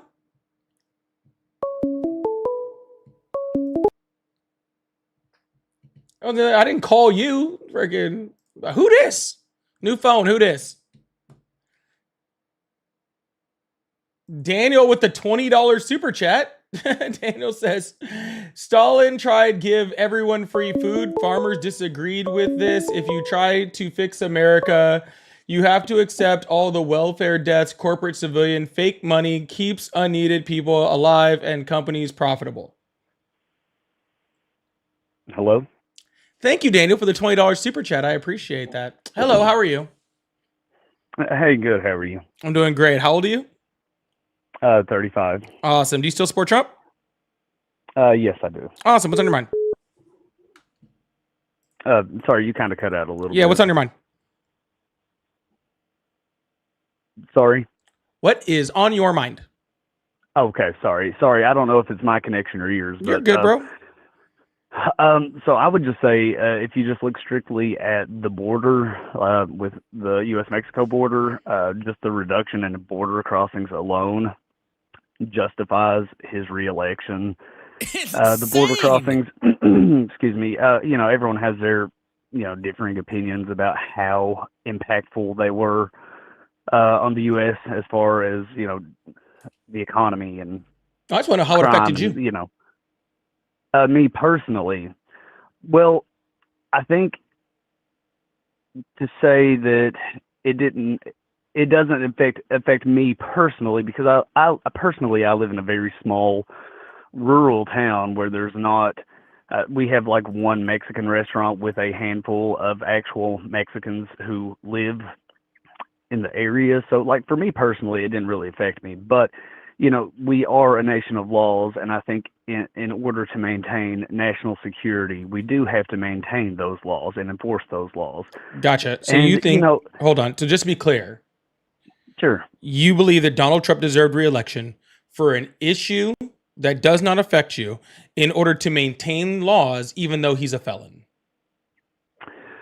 Again, to say that it doesn't affect me at all is not accurate. To say that it does not affect me on a day-to-day basis, like in my day-to-day life, for example, I don't live in a large metropolitan area where there's, job scarcity or, excuse me, housing scarcity because of an influx of illegal migrants or anything like that.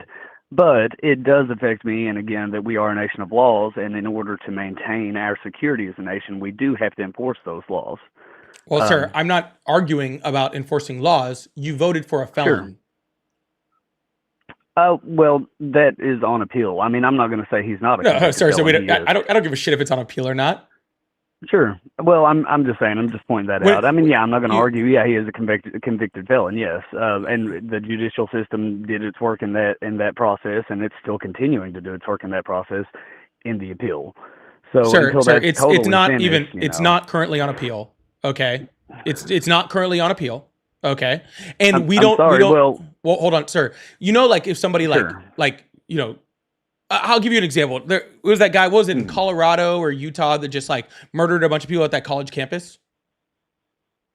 Yeah. Yeah, it started with like a K or something.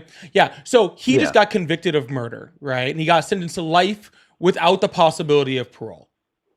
Okay. Okay. All right. Now, is he guilty of murder? He was found to be. I mean, I'm not sure. I'm saying he was found to be by our court of law. So he is a felon. He will spend the rest of his life in jail, right?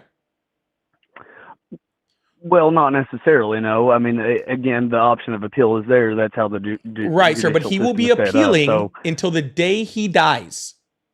That's very possible. I mean, you never know. New evidence may come to light. I'm not certain. I'm saying, if nothing changes, then yes, he will spend the rest of his life in prison. Correct. Yes. By that thought process, every person who's ever committed a crime, is never guilty ever because they're always appealing. People in prison are. I'm not saying they're not guilty. People are consistently appealing. Sorry. I think maybe the disconnect here is what definition of guilty are you using? Legally guilty, or did they do it? Oh, that's both for Trump. Okay. Sorry? Well, I mean, that's both for Trump. Okay.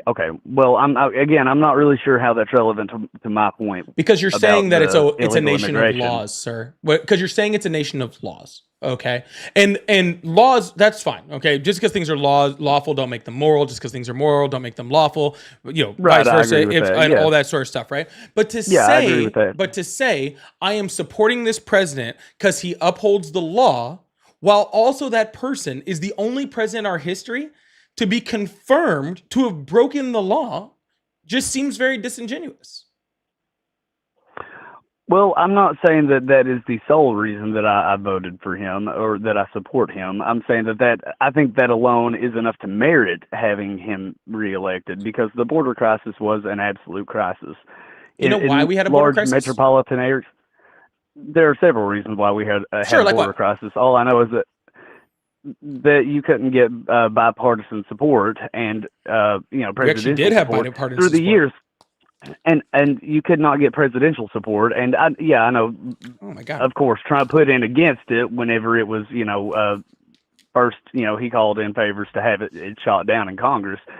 But this is not just a Trump issue. The migration problem has been a problem since back in the early 2000s, or even earlier. We've had border problems for decades. All right, so let me ask you this question, and I what agree I'm with you on gonna- that. Before you cut me off and state your point, can I just say though, this is actually the first time though this is historic low border crossings. So whether or not it went through the proper channels to happen, or whether or not whose fault it was that it didn't happen sooner. The point is that it did happen now under Trump. Sir, and it may could have happened sooner. I'm not going to hold argue on. that point. If he hadn't Yeah. called in a favor, sure, maybe it could have happened sooner. But that legislation, wasn't just border policy. Yes, the it was. legislation that was proposed. No, it Yes, also it was. included. No, it also included a lot of footnotes. Incorrect. Not incorrect. Yes. I read the policy proposal. Well, did you read the fact that the Republicans, though, the ones that asked for that funding, the funding for Ukraine and Israel to go through, to be put on it, and that the bill was actually separated into 3 separate bills afterwards, one for Ukraine, one for Israel, and one for border crossings or one for immigration. They were separated, and then the Republicans voted for the Ukraine and the Israel funding, but not for the immigration, even as a standalone bill. So no, there was not a whole bunch of footnotes and stuff in there. They were 3 separate bills that were combined and then broken back out. Okay, but sir, you cannot tell me that someone, all right, deserves re-election for fixing the border and also tell me that the border would have been fixed if it wasn't for them prior.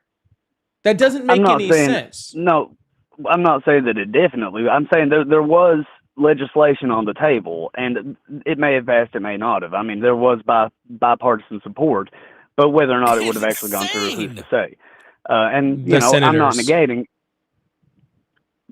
what happened and what could have happened are 2 totally different things. They can say they would have supported it. They may have said there was enough. When bills get to They the floor, wrote it. a lot of the time when bills get to the floor for voting, that's when they start to heckle for extras footnotes added to the bill. So whether or not it would have actually went, you never know. Sir, However, they polled the senators. It had 95% freaking support in the Senate. It needed 60. I'm sorry. I don't think that 95% was an accurate figure. It was an accurate number, and the dissenting senators were Democrats. Not Right, Republicans. They were Democrats. Okay, sir. I'm sorry. I'm sorry. It's just a ridiculous stance to have. Okay, this is what I hear. Okay, this is what I hear. Okay, Sure. I walked up to a house. Okay, the house was burning down. Somebody with the fire department was there. Okay, trying to put out the fire. Okay. I took all those firemen and freaking unalived all of them so they couldn't put out the fire. Then I came back a few hours later and put out the fire myself. Okay? After a bunch more damage had been done. Okay? Now, should I get credit for putting out the fire, even though I was the one who stopped the fire department from putting out the fire to begin with? No, it's my fault that the fire department wasn't able to put out the fire to begin with.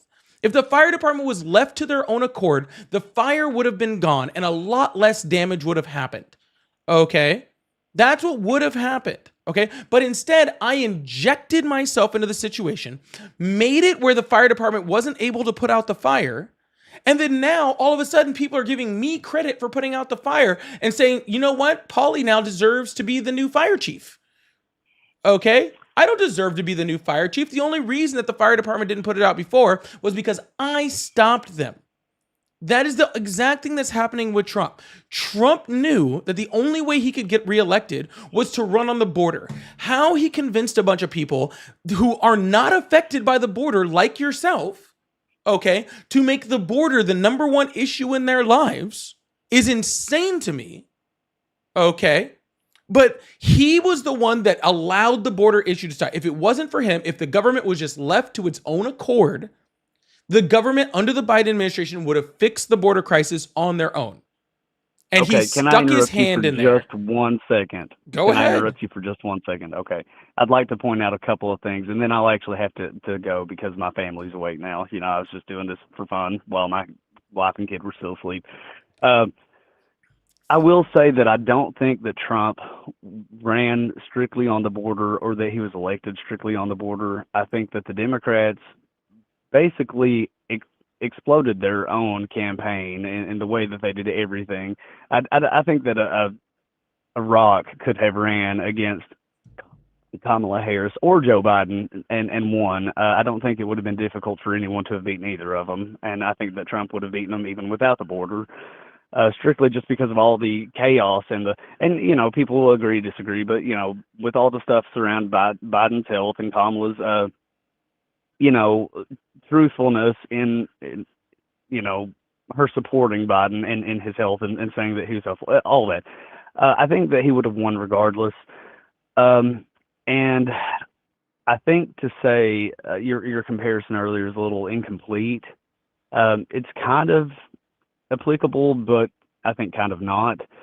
In that, again, we don't really know that it would have even passed, and we've seen that for the last several decades. I'm sorry, but no, but we do again, know it would have passed. You've said this multiple times, and that is completely false. It would have passed. All right. We know it would have. Okay, well, I'll give you that point. Just because I don't have time to argue it. But the you have nothing to argue it on. Right. Okay. Well, again, also, I just don't have time. That's not the point, not the hill I'd want to die on at this point, anyways. And you said if he would have left the government to their own devices to work as they should, it would have happened. But we've seen that for the last several decades, it has not happened under any administration, under any party. And you can say it was going to happen, but it didn't for whatever reason. But it has now under Trump.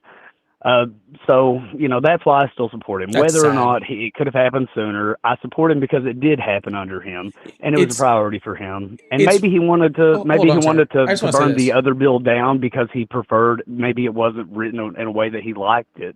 Yeah. You know, maybe it wasn't Let's be very effective clear, enough sir. for him. It is truly a difference in thought for some people, because a lot of people were manipulated. Okay. Mhm. A lot of people were manipulated into voting for Donald Trump because of this perception of the border. Right. And that's sad. I do really think that that's sad. Okay. But I think the sad part about this conversation that you're saying, I know I was manipulated and I like it. And I think I don't think that I was manipulated. No, you do, because you're literally saying, I know that Donald Trump stopped the border from being fixed. I know that it happened like that. Okay. But it doesn't matter because he stopped it so he could fix it. And I love him for that. That is literally essentially what you're saying. And let's also be clear that a rock could have ran against either of them. That's bullshit. If you look at the popular vote. I mean, not literally, obviously. If you look at the popular vote, okay, Kamala Harris had 107 days to run and lost by 1 point, like less than a percentage and a half. In 107 days. She had 4 years to campaign as vice president. Her job. Her job as vice president is to be the vice president, not to campaign. Basically, is to show what she's made of, what she's capable of, how competent she is. No, it's not. What else is she? What else would her what is performance as JD vice Vance president be used for? What is JD Vance showing as his competence right now? I don't really follow what JD Vance. What does, about honestly, Mike Pence? What did he do to show how competent he was to become president? much. What was JD Vance showing as his competence right now? I don't really follow what JD Vance does, honestly, I don't really follow what JD Vance does, honestly. what did he do to show how competent he was to become president? I didn't follow Mike Pence. Can you please tell me what one vice to be honest. president in our history of our United States has done to run their campaign and show how competent they were while they were vice president? Oh, Al Gore did a whole lot. Al Gore might be your only example. Oh no, I mean there are several. I'm just trying to think of one who's like who? recent enough. If you want to go on back, let's see. Nixon, back when Nixon was VP. All right, cool. So we have to go back to the 70s. Vice president. I mean, some VPs are just not very notable VPs. I'm sorry. No, I mean, no not. VP is supposed to be a notable VP. Again, I know that's not exactly their job to be notable and to say, hey, look, this is me because I'm going to be running soon. I'm saying that 4 years to show what you're capable of in your competence and your ability She helped pass the largest perform infrastructure, a high capacity job. Yeah, she helped pass the largest infrastructure bill in American history. She helped stabilize the entire Northern Triangle and reduce asylum seeking from those countries by 50%. Okay. Listen, I'm not going to argue her stats because that's not my point. My point is, well, yeah, that is your point. You're saying that she had lost. You're saying that she had 4 years to prove her competence, and I'm showing you different things in which she proved her competence. You just don't want to listen. But that didn't translate well to the American people. Because it's not you me weren't that you listening. have to convince. Well, that's all the American people, I guess. Then It's not all the American people. Again, 1.5%. Well, enough. You know, she had 4 years to show. To convince people in a way that she was capable of handling. I don't think the that job she had of vice planned president. on. She did handle the job of vice president very, very well. She didn't convince people very well. Sir, she had didn't convince people 107 enough. days. Donald Trump ran a year-and-a-half campaign. Kamala Harris had 107 days without Where knowing are you that. missing that she had 4 years that she could have spent to have shown her capability and to have shown the American people? Instead, she just was a good vice president. No, that she was a capable person. She was capable, and instead of freaking trying to show, And again, that I'm not going to argue that. It's not Sir, me that has to be convinced. It sir, was the I'm not American trying to people convince that she anyone. felt You're just convinced. ignoring what's obvious and in front of you. No, what's obvious is that she lost. So she did not perform well enough to satisfy people to think that she could have performed as a president. No, she That's was the just overall black and a point. woman. You really think that that's what it was when a black man just won in 2008? Who are the only two people that? Period. Who are the only two people that Donald Trump has ever beaten in an election? I'm sorry. How is that relevant? Would you just address what I just said? That in I am regress addressing what you time, said because I didn't just. 2008, You said how could it do that when there was a black man, and I asked you who are the only two people that Donald Trump ever beat in an election. Hillary Clinton and Kamala. Well, I don't know. I don't really know that you could say he just beat Kamala Harris because he was on track to beat Joe too. He after the literally debate. only beat the two women to have ever Right, run yeah, on major party technically, tickets. On major party tickets in the history of the United States. If you are going to tell me that he won against a woman, then ran against a man and got his ass kicked, and then ran against a woman and then lost again, okay, and you're going to tell me that gender had nothing to do with it, then I'm sorry, I think that's just being a little ignorant. Well, like I said, he was on track. He was polling to beat Biden by a landslide after the debate, you know. And Hillary Clinton Again, was we polling. don't know what and Hillary Clinton was polling to beat Donald Trump by a landslide in 2016. Right. We don't know that. We know that polling is not 100% reliable. Of course, yeah. But you know, I'm going to say that given not just election polling, but all polling, questionnaire polling about how people feel about the economy, he was gonna beat Biden anyways. I mean, you can argue. I mean, and I don't know that, but I feel like that was probably the case. And and I'm not going to argue that Trump was. He was actually getting his ass whooped by Biden until that freaking debate. Funny enough. Right, in the debate, that's it. Yeah, I'm not going to argue that either. But yeah, again, Biden was performing really well until the debate, and that's where it went downhill. That shows you that it wasn't. And I don't think he could have recovered. Sir, that shows you that it had nothing to do with Joe Biden's policies or Donald Trump's policies. You're saying that they didn't perform well enough in order to actually win the election. When actually, if you base it off of their policies, right? If you actually based off the policies of Kamala Harris and Joe Biden's policies whooped the shit out of Donald Trump. It was his age and his policy isn't the only thing that matters, though. Sir, it was his age and his cognitive decline. All right, that was what hurt Joe Biden. Which is the most important aspect of the job.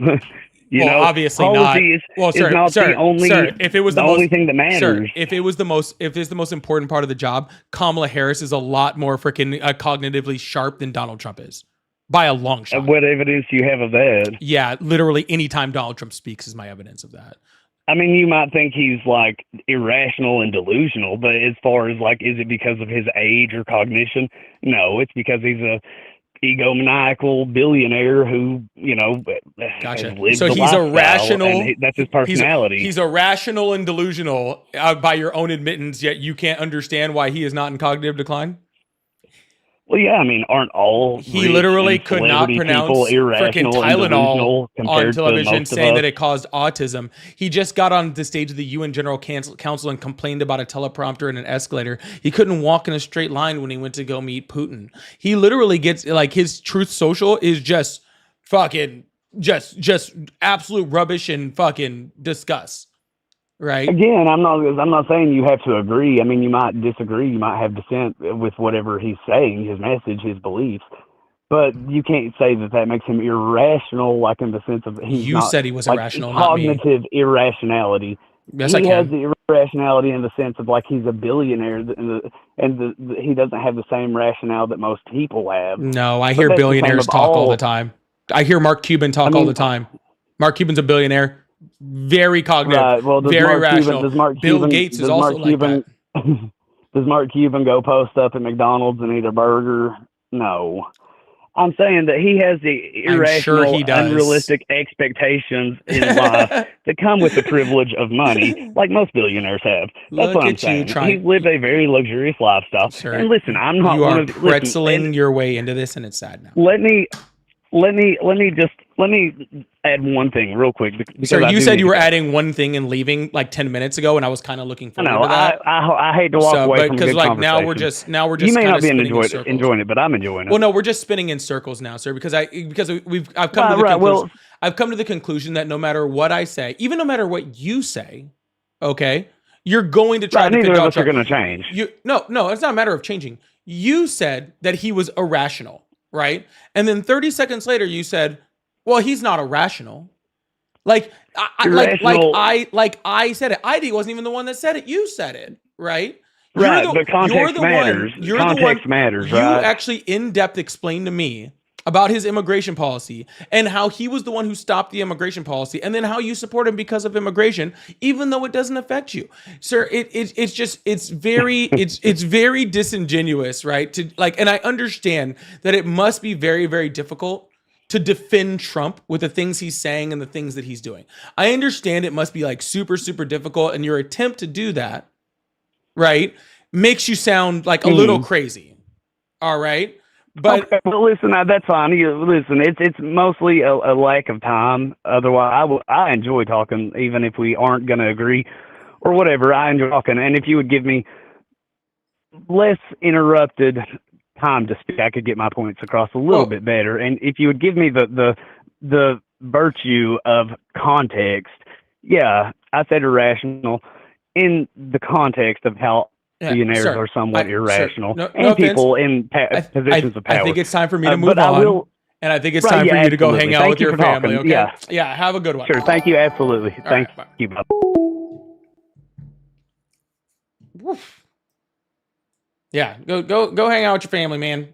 It ain't that serious. Mystic, a member for a whole month. Check that out. Hey, Mystic, how are you doing? All right, we're about to move on to the next caller. I really appreciate you guys. Thank you so much. That was just kind of going in circles at that point, and I didn't want to continue it. Brad says, I'm doing all right. Hope you're good, man. Thanks a lot, Brad. I really appreciate that. Brad the Pagan also said, okay, I'll be back in a bit. I got to help my mother prepare for the hurricane coming our way. Hold on, where's there a hurricane? I didn't hear anything about a hurricane. Please make sure you hit that follow button, hit that subscribe button if you haven't already. Guys, give me 1 second.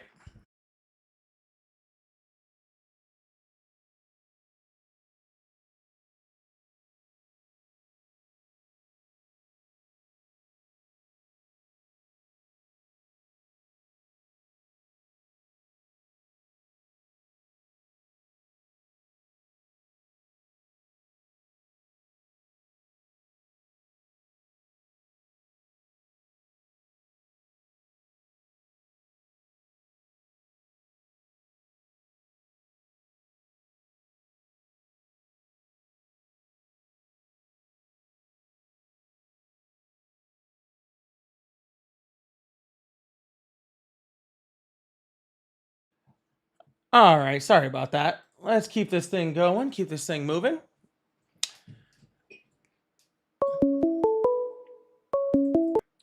Hello, how are you? I'm good. How are you? I'm doing great. How old are you? 18. What year were you born? 2007. Yeah, you stumbled too much. I don't believe you. All right, we're gonna keep this thing going. I really thank you guys so much for being here. That was way too much stumbling. I just didn't believe it.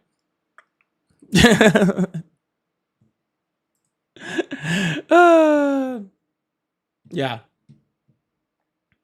I already got lied to about someone's age already once today. I don't think I'm gonna go for another one.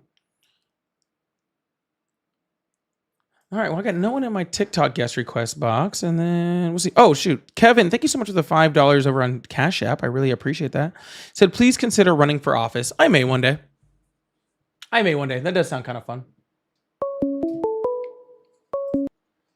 Hello, how are you? Fantastic. How are you? I'm doing great. How old are you? I'm 30. Awesome. Do you still support Trump? Actually, no. I just wanted to come on and thank you for having these conversations. Oh, There's a thank lot you. of people who are afraid to change their mind, And I kind of get it because there's a lot of masculinity wrapped up in being a Republican. It's hard to admit, but they only have issues. I don't have a solution that they've offered.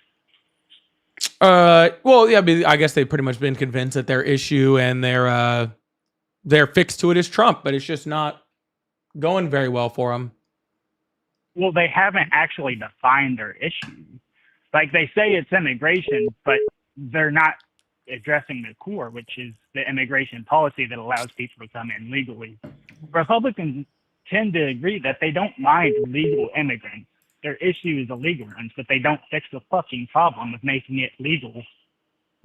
Right. Exactly. The problem is legality, but they don't, instead of being worried about the fact that we have an issue with our legal immigration process, they're like, oh, I guess the answer is to try to deport all of them, which just is not a logical answer in any way, shape, or form. But I do appreciate you coming up. All right. I hope you have a good one.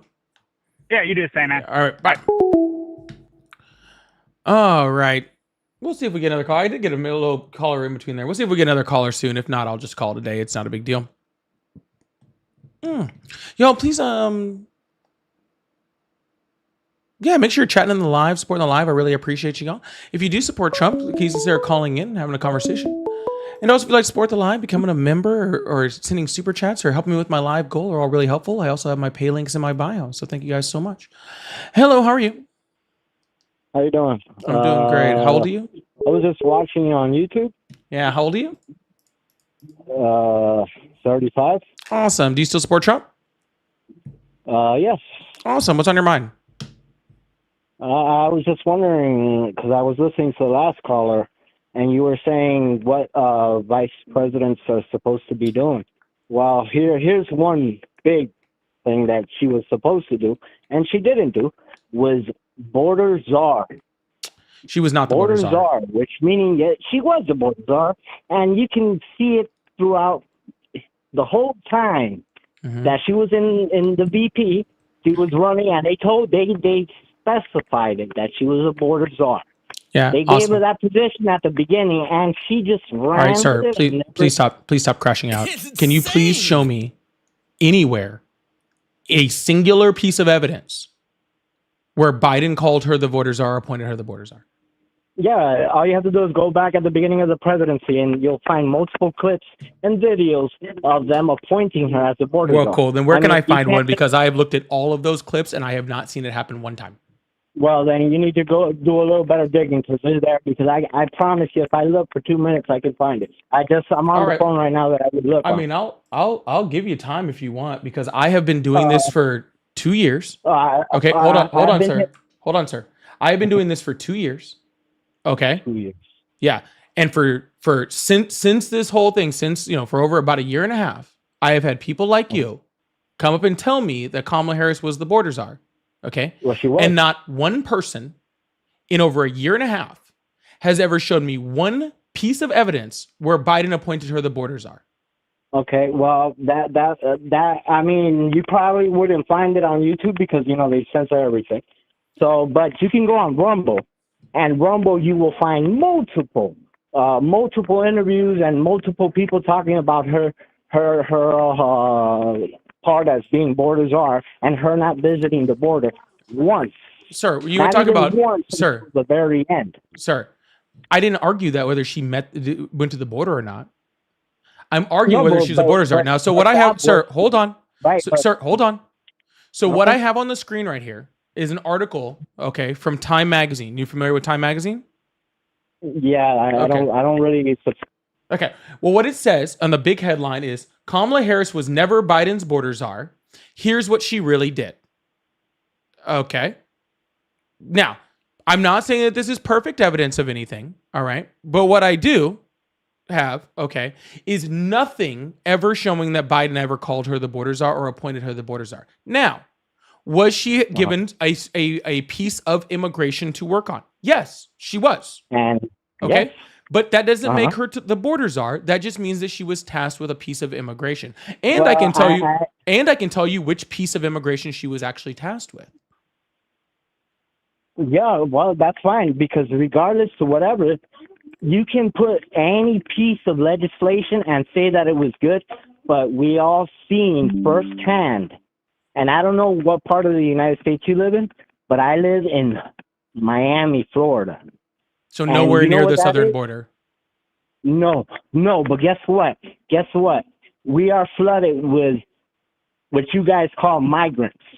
Okay? We're You flooded. mean Miami. what the word means? Sir, I don't want to sir, I don't want to go to your migrants. Sir. Migrants. Sir. I'm saying migrants, sir. Sir. I'm saying No, migrants. no, I'm no. not saying nothing else. I'm not saying what you're saying. What I'm saying is I don't really want to hear about your whole like anecdotal story. What I'm saying is, okay, is that Kamala No, Harris was you don't want to hear what it's the causes Sir, of that I happening. also live in Florida. Okay? Oh, what part of Florida do you Okay. live in? I live in more northern Florida. All right. Okay. All right, perfect. So? But none of that has to do with that Kamala Harris was not the border czar. Okay. Okay. What well, her job was, no matter how many times you try to say that. sir, I'm trying to explain it to you. Okay. What Kamala Harris's job was, okay, she was given the task of restabilizing the Northern Triangle in order to reduce asylum seeking from those countries. Okay. She was not in charge of the southern border. She was in charge of that specific part of immigration. All right. Which she did. She did very well. Very well. I can see it. I literally see it on my streets every single day. They're running up and down, and there's lawlessness going on, and you don't know who's who. That's what it is. That's what it's like. So you're And right. there's You don't know homeless on the who's who. street. Sir, you're right. That's You right. don't Homeless. know. Sir, you don't know who's There's who. homeless So, on the street. sir, if you don't know who's Homeless. who, then how do you know they're undocumented immigrants? Well, one thing, let me tell you something, bro. I'm Spanish, okay? But I was born in this country, okay? So I know an undocumented when I see one. 'Cause I Oh, can what does an speak Spanish undocumented look like? No. Simple. Oye, mi hermano, yo hablo español, no hablo inglés. Yo llegué aquí ayer. That's saying I got here yesterday. I don't speak any English. And how do That's you know what they, an undocumented sir? looks like. Sir, just because someone got here yesterday doesn't make them illegal. Well, when they tell you themselves that they just got here through the border, the southern border, Gotcha. which a lot of them tell you. Gotcha. That So pretty you're much tells walking you down that. the street and people are just yelling at you, "Hi, I'm No, an they're not, undocumented," but and you they're just can- but yelling at do you. you speak I'm Spanish, an sir? sir, Do you speak Spanish? sir. Speak I need you to let me Spanish. finish my sentence. Awesome. So what you're doing is you're just walking down the street, and as you're walking down the street, all of these people are just yelling at you, "I'm here illegally. I just got Did here I say yesterday that? and I'm Did here I say that? illegally." Did I And it's say like that? every single one. Did There's I like so say many. that? Like you don't Did even I get to say that? walk down the street. Did I say that? Yes, No. essentially you did. Yeah, no. The people do talk to me when they ask me, "Hey, do you know where this is? Do you know where that is?" And I'll ask them, "Oh, did you just get here? You don't know this area? Oh, did you just get here? Yeah, I just got here recently. Stuff like that." Or I'll hear conversations of them talking because I speak the Spanish language, and I can hear No that they Spanish. just recently got here. It's not rocket science. Sir, again, just because someone just recently got there does not make them here illegally. But according to you, Kamala Harris wasn't the border czar. She According wasn't. to you, What does that's yours. those are two That's complete, yours. sir? Those That's are your two theory, complete. man. That's your not a theory. and That's a fact, That's a lie, man. That's a lie. sir. And I Okay, hope awesome. anybody Then that's I will let watching you. does not take you serious. Okay, well then how about this? I'll just sit here and I'll read some super chats. I'll give you. You said you can pull it up in 2 minutes, so I'll give you 2 minutes to show me a source that shows that Kamala Harris was the border czar. All right, since you can find it in 2 minutes and it's super easy. All right, please Like I said, show me. I'm Well, then on the flip away phone from that it. I would look it up. Then flip away from it. I'll let you be quiet. You can be nice and quiet for 2 minutes while you go find it real quick. Okay. I would advise something not on Rumble. Okay, and maybe So something with why an not on Rumble? actual. Why not on Rumble? Why Because not I on like Rumble? things that Because actually. Rumble is uncensored. Because Rumble is uncensored, like YouTube. Correct, sir. If it's uncensored, then it doesn't have to be factual. Well, it is factual. That's the problem. How do you just know don't it's wanna- factual? They take it because your fact checkers, your fact checkers lie all the time, and you can find the evidence on Rumble that the lies are on your side most of the time, buddy. That's why people went to Rumble, because there's no censoring. There's no censoring. That's why. Sir, people you go are to doing Rumble. a great job in proving that Rumble should probably be taken offline. Oh, you're doing a great job in proving that the censorship is real. And if you can say stuff and keep saying things that are not true, and it doesn't make it true. Like what you You're keep right, saying, sir. that Saying Kamala things. Harris wasn't the border czar. That Sir, you're right right. there Saying is a things. straight up lie. You're right, sir. Saying Straight up things, lie. sir. Saying things does not make them true. That's why I Exactly. pulled up. That's why I'm telling you That's that. why I pulled up stuff and put it on the And you screen pulled to up- show you. You pulled Okay. up Propaganda News Network from New York Times, which everybody knows that has an ounce of actual, that knows what real news is, would not look at something like New York Times or CNN or any MSNBC or any of those places, because those are all I propaganda. didn't pull up. All propaganda. I didn't pull up any of those sources. That's why MSNBC.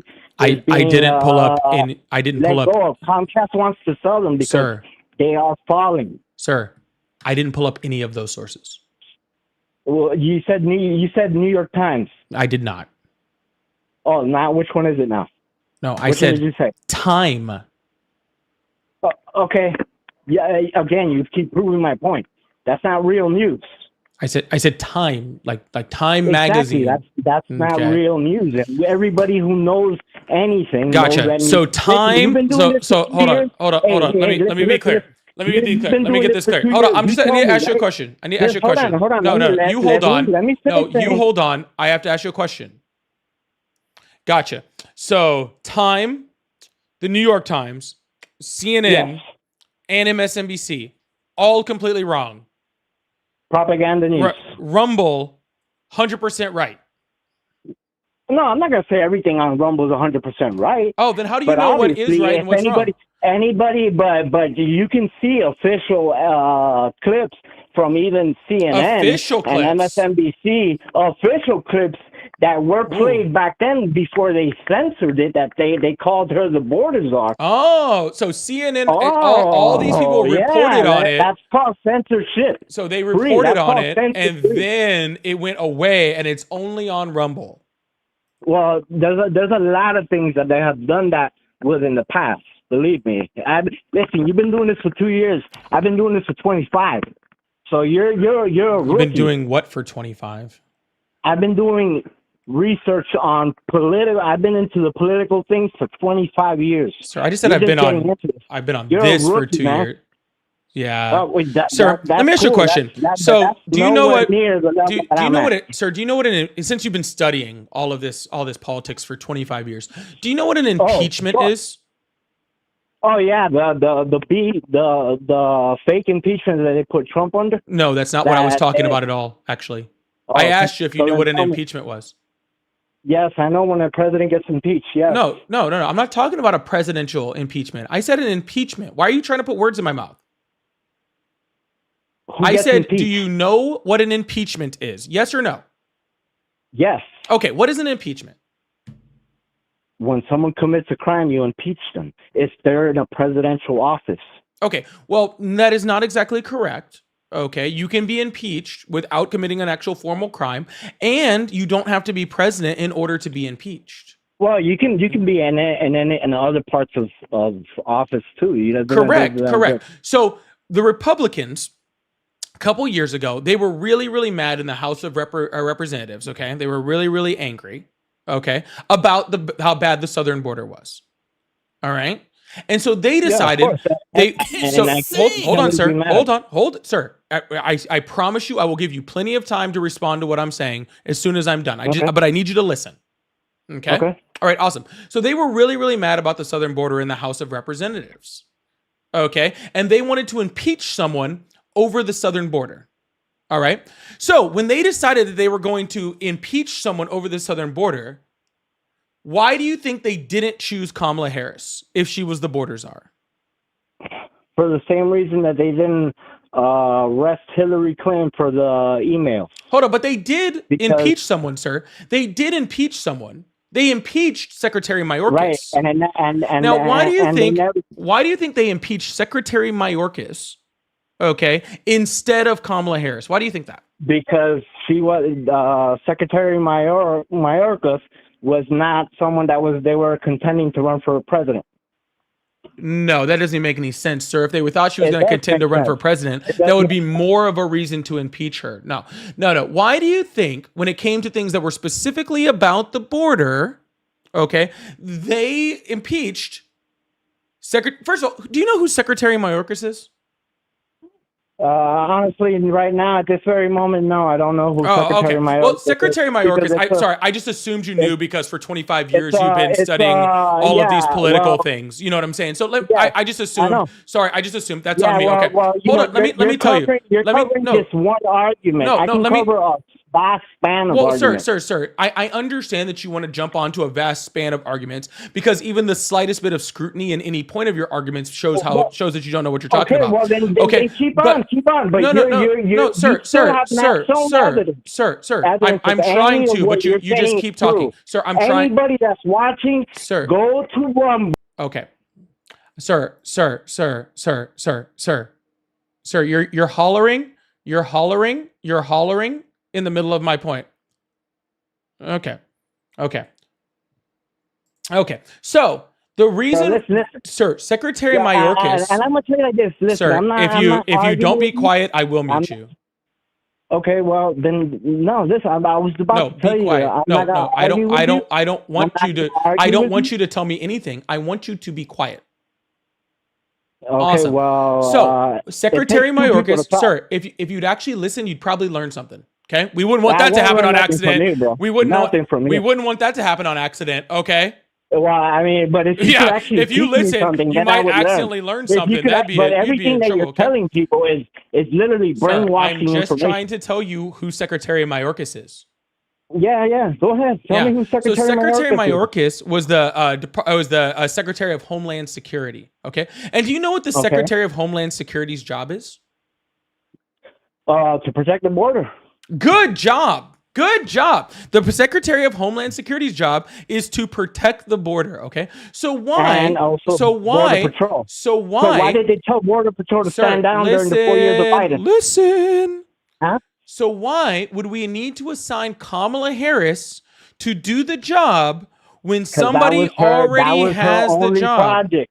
Because that was her only project. That was her project to take care of the border. Yeah, listen, that makes buddy, you can lie all you want, but it doesn't make it true. All right, sir. I can tell that intelligence has failed us in this conversation. Okay, it's definitely and not you have nothing of intelligence to add to this. Okay, so just to let you know, I'm just saying goodbye to you. You're already muted, and nobody can hear you. Okay.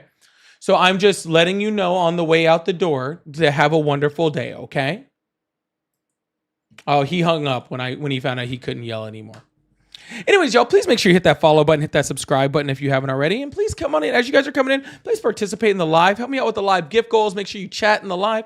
I really, really appreciate that. And if you would like to support the live, I do have super chats and all that fun stuff going on. And my pay links are in my bio. So if you'd like to support, that's a great way to do that. So thank you guys so much. We are going to hit a few super chats before we go to the next caller.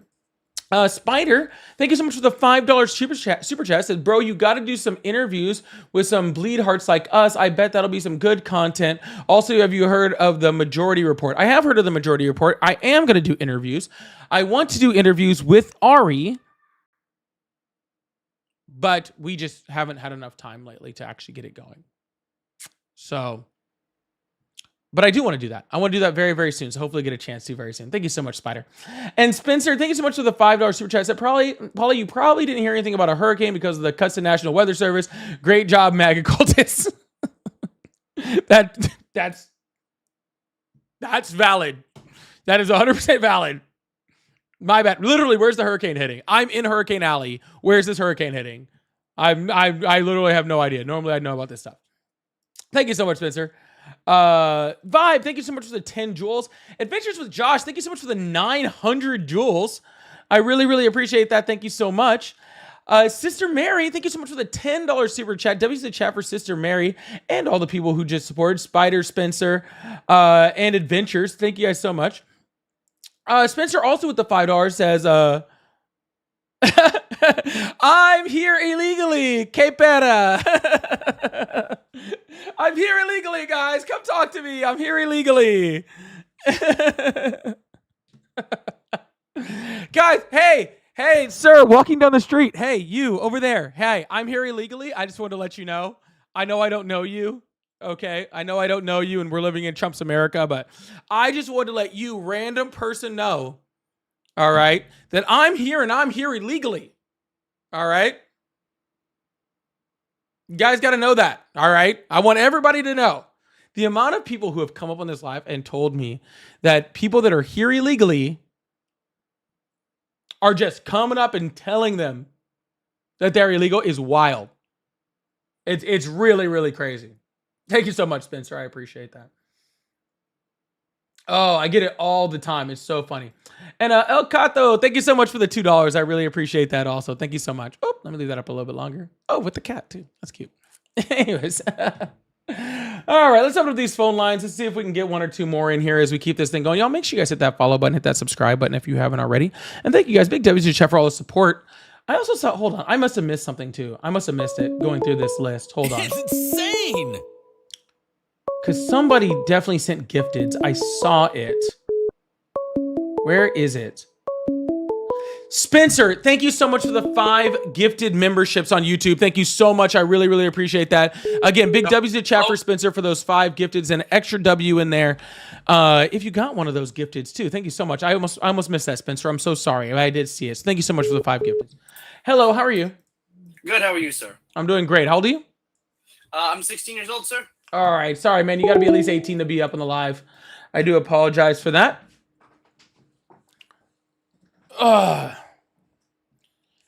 Jen, thank you so much for the $10 super chat. Says, I don't know how you keep such composure and not scream at guests to shut the fuck up because we all are. Oh, happy Saturday, Paulie. I appreciate that. Thank you so much. Hello, how are you? Hey, can you hear me? I can. How are you? I'm good. All right. So what do you want Awesome. to discuss? I'm already in disgust, to be completely honest with you. How old are you? I'm 22. Awesome. Do you still support Trump? Yes, I do. All right. Well, what are you disgusted about? All right.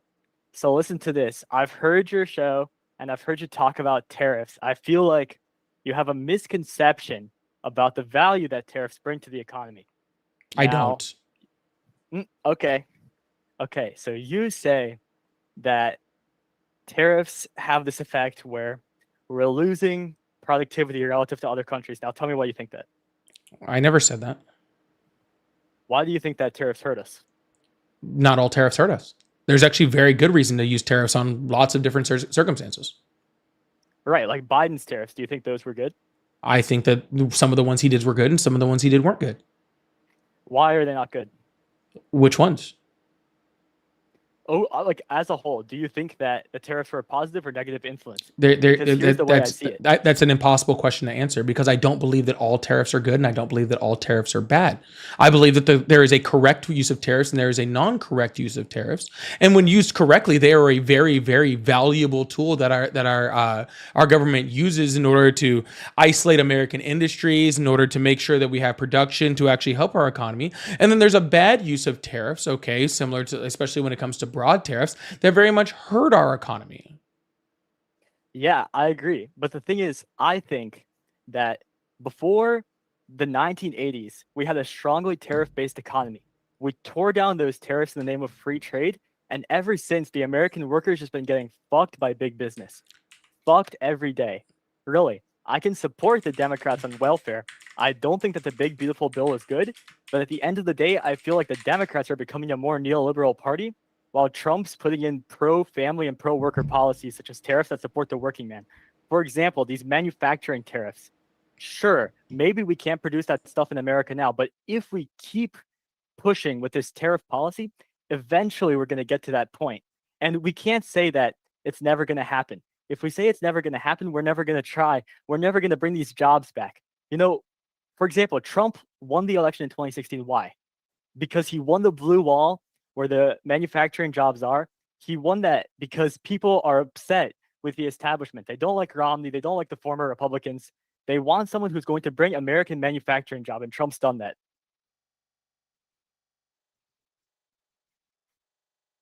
Oh, okay.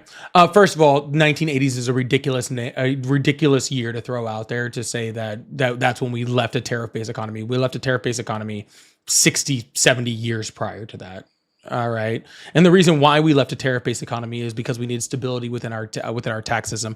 It wasn't in order to promote free trade, though free trade was promoted through it, right? What we had was a tariff-based system, and our tariff created inconsistent income for the United States government, which didn't allow us to plan specifically ahead of time for what we were going to do. As industries came and as industries left, right, so did our tariffs, right?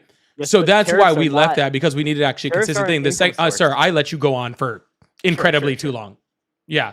So yeah, awesome. So that is not why we left a tariff-based economy. Now, we also left a tariff-based economy because it was hurting consumers, right? Because we needed to be able to have because consumers needed to be able to have a more consistent ability to pay taxes without it varying depending on what tariff policies change or where we were getting things and all sorts of like that. So it was bad for American citizens, which is why we left a tariff-based economy. But let's be very clear, Donald Trump isn't heading towards a tariff-based economy. Donald Trump has not even claimed that he's headed towards a tariff-based economy. Donald Trump is saying he's using tariffs for two different things. One, he's saying he's using it in order to bring manufacturing back, and then at the same time he's saying he's using tariffs in order to create better trade deals with other countries, which is the exact opposite of bringing manufacturing back to the United States. Okay, because you can't have both. Okay, so neither of those are pro-worker, neither of those are pro-consumer. What they are is an income or a sales tax on the United States, and he's using that in order to do things like give giant corporate tax cuts and also to add money into his, sovereign wealth fund in order to put money into his own pocket. That's where that tariff is coming from, because it's sure as hell not going into anything that actually benefits our society, doesn't benefit our economy, and it's not helping anything, because if that was the case, we would be more stable right now, and we're less stable right now. And every time Donald Trump adds a new tariff, we become less stable. All right. So again, I am not saying that tariffs are bad. The Biden's tariffs, like specifically when it came to like extending his tariffs on China, I thought that those were not good. I think he actually absolutely should have isolated some of those tariffs that were really important to China, and then he should have released other tariffs that were less important to encourage free trade with those countries, specifically to help our farmers and our export systems within the United States. And I also believe that things like, his EV tariffs under the Chips and Sciences Act was an important tariff and helped our auto manufacturing industry. I think for some reason that people seem to like have this thought process, and you're one of them because you came up here and made that claim immediately, that for some reason, because I say Trump's tariffs are bad, that tariffs are bad. That's not what I mean at all. Tariffs can be very, very good. Trump's tariffs are bad because he's doing things like tariffing trading partners. He's tariffing people to a deficit that we don't even have a deficit with. He's tariffing countries that don't have that don't have people on them, that only have penguins, or that just have military bases on them. The only positive effect that it could have is I guess it could possibly produce some type of trade deal, but it's not doing that because, again, he's tariffing everybody, so it doesn't give any incentive for that trade deal, and it doesn't have the ability to bring manufacturing back because we don't have the ability to produce those things. So it only hurts the consumer. There is no positive. If he was just doing tariffs against a certain company, a certain country, or a certain isolated group of industry, then the tariffs wouldn't be a complaint. Okay, that's fair. Two things about that. First of all, you say the American consumer, but every American consumer is also an American worker. But who consumes more? Like tariffs hurt people who will consume the most foreign-made goods. We've basically made ourselves dependent on foreign-made goods at the cost of American jobs. Tariffs ship manufacturing jobs overseas, and we trade them for service jobs. You know, the rich who can pay for these products, they get cheap shit. Amazon, everything. And sure, we've gotten that. But is that really worth the rewarding jobs? We've decimated the ability for the American worker to have a single family, to have a single parent household for these free trade agreements. Now, the second thing is, I think that it's fair that the tariff policy is a little bit chaotic. You know, I can agree with that. And I support the CHIPS Act. I support Biden's industrial policy. But I think that you have to think bigger about tariffs. You have to have a Trump-style tariff policy combined with some sort of like Biden industrial policy. By the way, there's Republicans pushing for this. Mike DeWine of Iowa pushes for this. And of course, he's not Trump, and we're talking about Trump. But there is this current in the Republican I don't even really Party. understand what you're going off on this point. What was your first point again? Because I forgot about it already. My point is that every American No, your first worker is yeah, okay, guy, yeah. Every American Yeah. every American citizen person is an American worker, yeah. But every American worker is also an American consumer. All right. And you're not even talking about the fact that every American worker is also affected by these tariffs, right? Like, look at the we'll just stay on the auto industry just for an example of what I'm talking about. A lot of Americans work in factories that produce cars in the United States. Well, now those cars are more expensive because those cars, even though they're made in the United States by American-made companies, the parts that go into those cars are affected by Donald Trump's tariffs, especially the ones that have to do with Canada and Mexico, because certain parts are like made in the United States and then sent over to be combined with another part in Canada and then sent back over here to be combined with another part and then sent over to Mexico to be combined with a part and then brought back to the United States before they're actually assembled into the car. Now, every single one of those parts every time it moves to those factories is now having to experience a tariff, which means that we produce less cars because we don't have the ability to create as many cars based off the extra cost of them because people are buying less cars because the price of cars is going up. Not to mention the fact that people are being affected by their pockets across the inflation of all the tariffs. So now they're buying cars less frequently. So now those American workers that actually build those cars, American-made cars, like say Chevy, for example, right? Now there's less cars to produce. So now those Americans have less jobs and now they're working less. All right. So not only are they working less, so we need less workers to produce those cars, but their dollar goes less far, so people can't buy the cars. So now they're affected both as far as a work standpoint and as far as a spending standpoint, right? So it's because people for some reason it's making this again, and like I'm really not trying to be a dick when I say this, but it's like people think that for some reason American made thinks completely American made, right? Like t-shirts, right? If you make a t-shirt, most of the time you're making that t-shirt. But if you were to make that t-shirt in the United States, if we don't have the resources in the United States in order to make that t-shirt, right? If we need to import the fabric in order to make shirts, then guess what? That American company that is manufacturing that shirt completely in the United States, making it from American citizens, still has to pay the tariff from the natural resources that are coming in to make the shirt from places like China.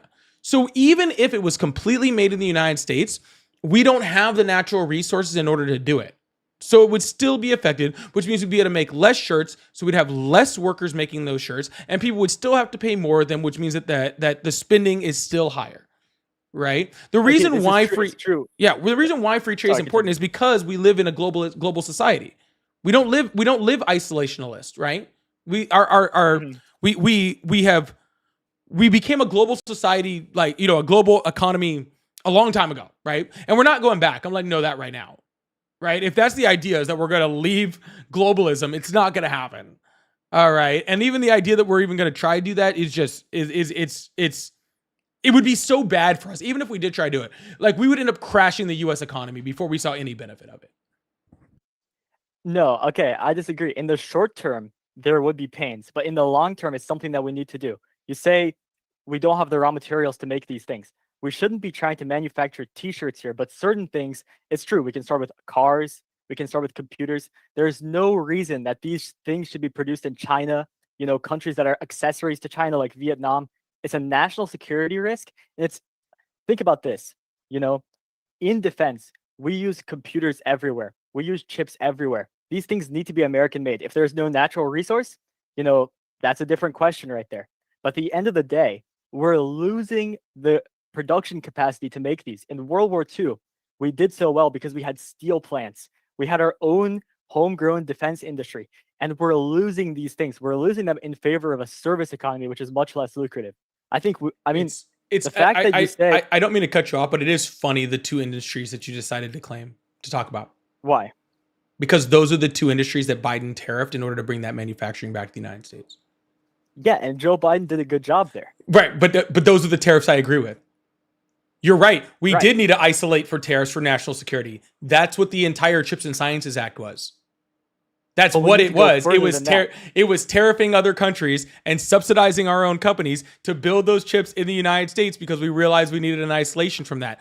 Now those chips are now being sold to other countries, jeopardizing our national security by Donald Trump. And the chips, and isolating U.S. manufacturers from outside EVs. That's what Joe Biden did. Again, sir, certain tariffs are good. Mm-hmm. Picking out two industries in which tariffs are good and we should have tariffs on them doesn't prove your point. I'm not arguing that all tariffs are bad.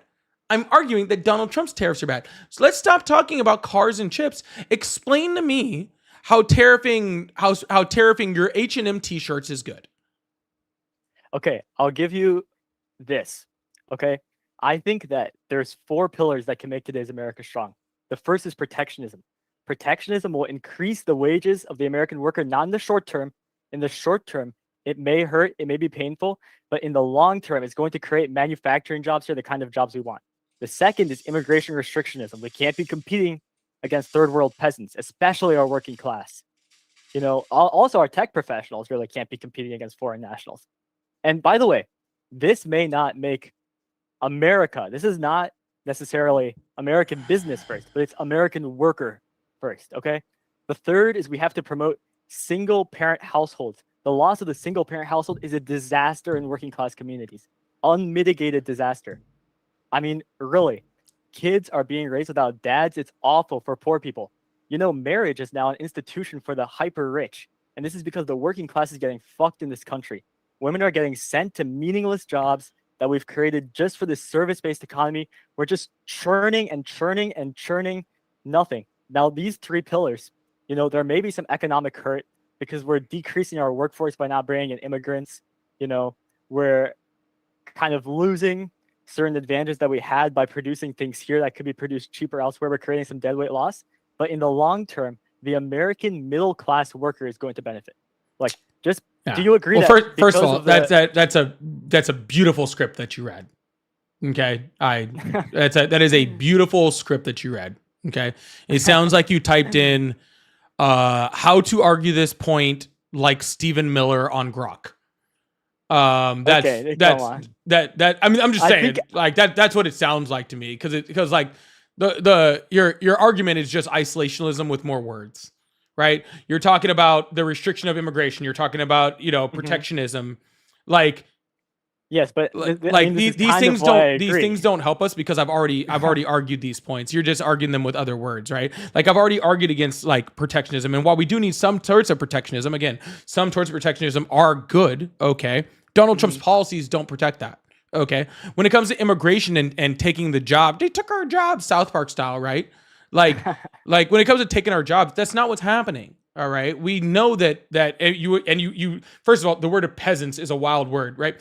But the lower class of immigrants that we have, right, actually provide a very important part of our economy. It provides a job.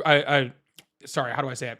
it provides a boost to our economy by taking jobs that American citizens normally don't want to do and don't have to do and just simply aren't part of American culture anymore. And when we actually look at the job numbers, we have about the same amount of people that we have that are unemployed as people that are looking for jobs right now. We have enough jobs for the people in the United States already. So if we were to get rid of immigrants, what we're doing is we're creating a scenario where there are more jobs in the United States than there are people to work those jobs, which you could use to say like, hey, we now can increase like that drives up, like wages for American workers in certain ways. Yeah, that's possible. But what does that job wage increase actually do? Well, it increases prices. It then becomes inflationary, which then again, it takes money out of people's pockets, right? Do we need to restrict imports? We need to restrict imports on certain things. Yes, I've already agreed with you on that. Why do we keep arguing it? Donald Trump's not restricting imports on certain things. He's restricting imports on everything. Everything. The problem with Donald Trump's tariffs are not that they're tariffs. The problems with Donald Trump's tariffs is that everybody gets a tariff like there's Oprah. Okay? Like you get a tariff. Everybody look under your chair. You get a tariff. You get a tariff. You get a tariff. Everybody gets a tariff. That's the problem. Okay? Sure. That's the issue. I don't want, if you're going to have this debate with me, and it's totally fine. Like, I understand, like, I don't know, maybe you're practicing for a college debate or something. Like, I totally get it, okay? Address the point.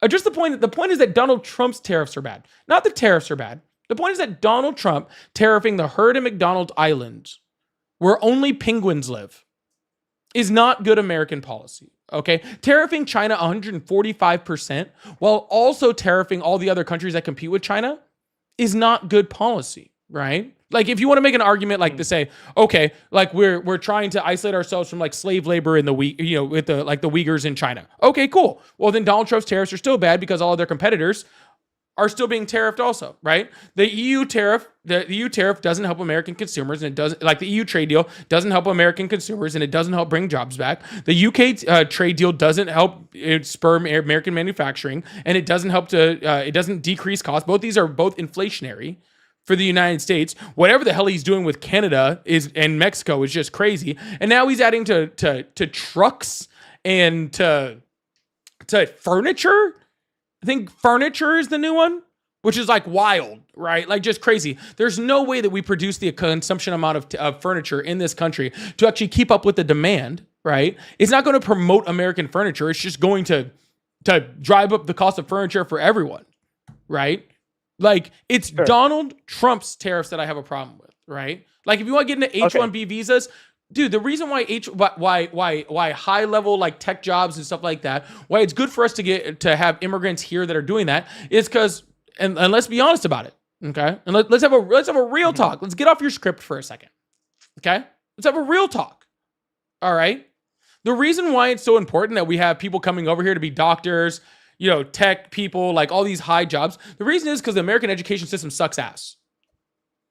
Yes, but why is the solution to that to import more people instead of fix the education system? And I'll tell you this. It's not. I work in tech. I compete with these like hordes and hordes of H-1B people. It's insane. These companies, they hire them and they overwork them. Oh, I agree. I agree that system is bad. Right. I agree that we should have better labor laws in that where that doesn't happen. I agree with that. I'll give you this. I was kind of under a wrong impression about your tariff opinions, I kind of tend to agree with you that the tariffs right now are sweeping and they maybe go a bit like out of control. So I think that that's a fair contention, but I do agree that pairing restrictionism with immigration will help them. I mean, and look, I'm telling you, I'm not reading from a script. I'm a bit more nervous on here than I thought I'd be, but okay, I guess I want to talk about the dual ideas of protectionism and immigration restriction. So when we talk about immigration restriction, okay, let's clarify very specifically, okay? Because it sounds like your immigration restrictions are specifically when it comes to high paid workers, right? Like it sounds like you're much more concerned about that than, I don't know, what's the word you used? Peasants earlier? Like that's crazy, right? Seems like you're much more concerned about that. So you're saying like, okay, then isn't the answer to fix the education system? You are 100% correct. You are 100% correct that the correct thing to do is to fix the education system, not so that we stop bringing in, like like intelligent people from other countries, because again, bringing in intelligent people from other countries helps us to innovate faster. And then when we innovate faster, we keep our, hegemonic, like status across the United States by being like the economic and innovative superpower across the world, right? Mhm. So that's a good thing. But you're right, we should be helping our education system more. Donald Trump is literally trying to get rid of the Department of Education. Right? Right. He's but the Department of Education.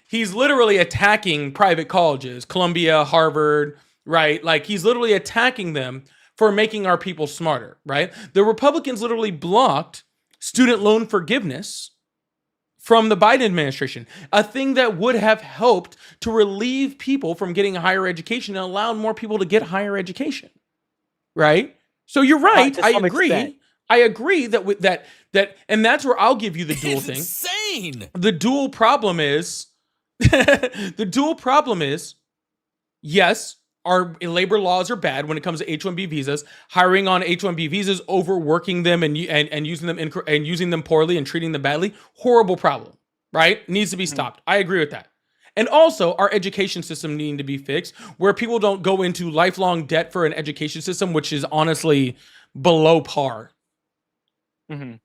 But here's what I think about this education problem. I think that when costs started ballooning in college, that was when we started to guarantee federal student loans, right?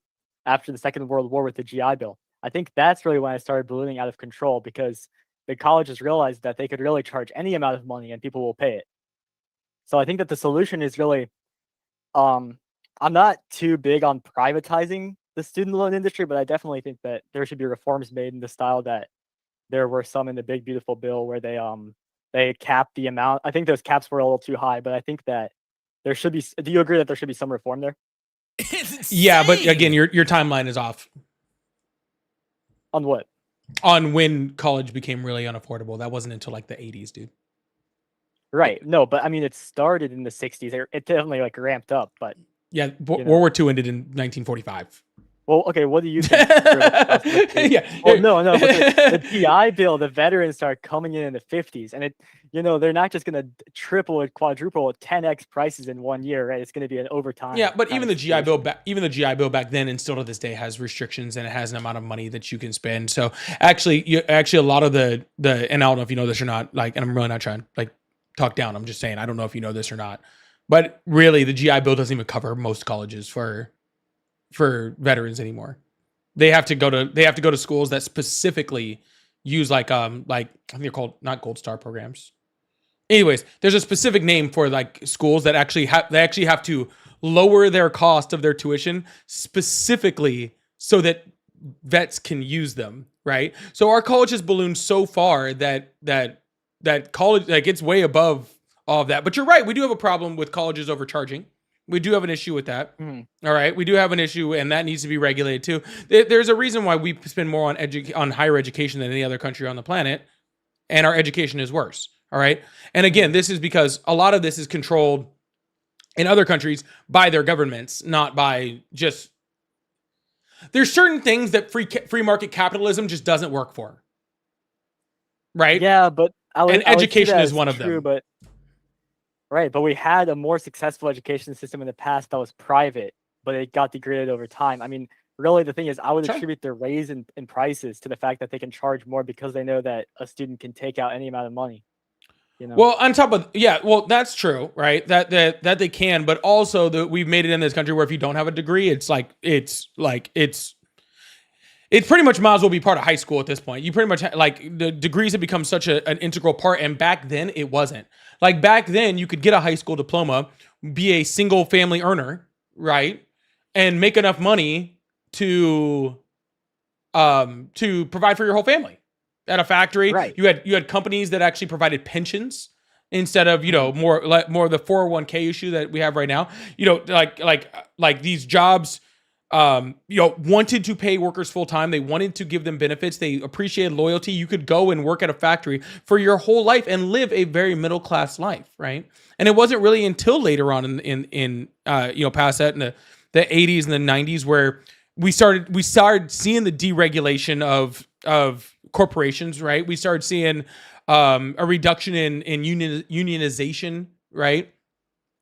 where these companies were able to just extract labor from people without providing the benefits that go along with that, right? And so the counter to that was, okay, well, high school diploma doesn't do it anymore. Now a college degree must do it, must be necessary, right? And that's, how old did you say you were? You said you were like 22, right? Yep. Okay, so you might not have been fed this as much as I am, even though I'm sure it still is fed. But like when I was like yellow ribbon program, thank you, Dancing Spider, not gold star. Gold star is for families of veterans who have died. I knew it was wrong, but yeah, yellow ribbon programs. Anywho, yes, the college degree became a thing that like, oh, you have to go get a college degree. You have to get a college degree. You have to get a college degree. You have to get a college degree, right?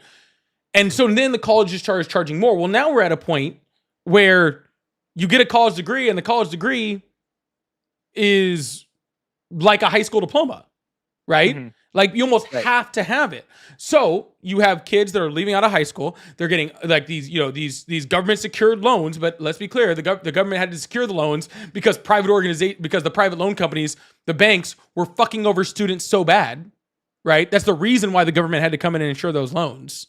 Because I mean, I think that was a positive.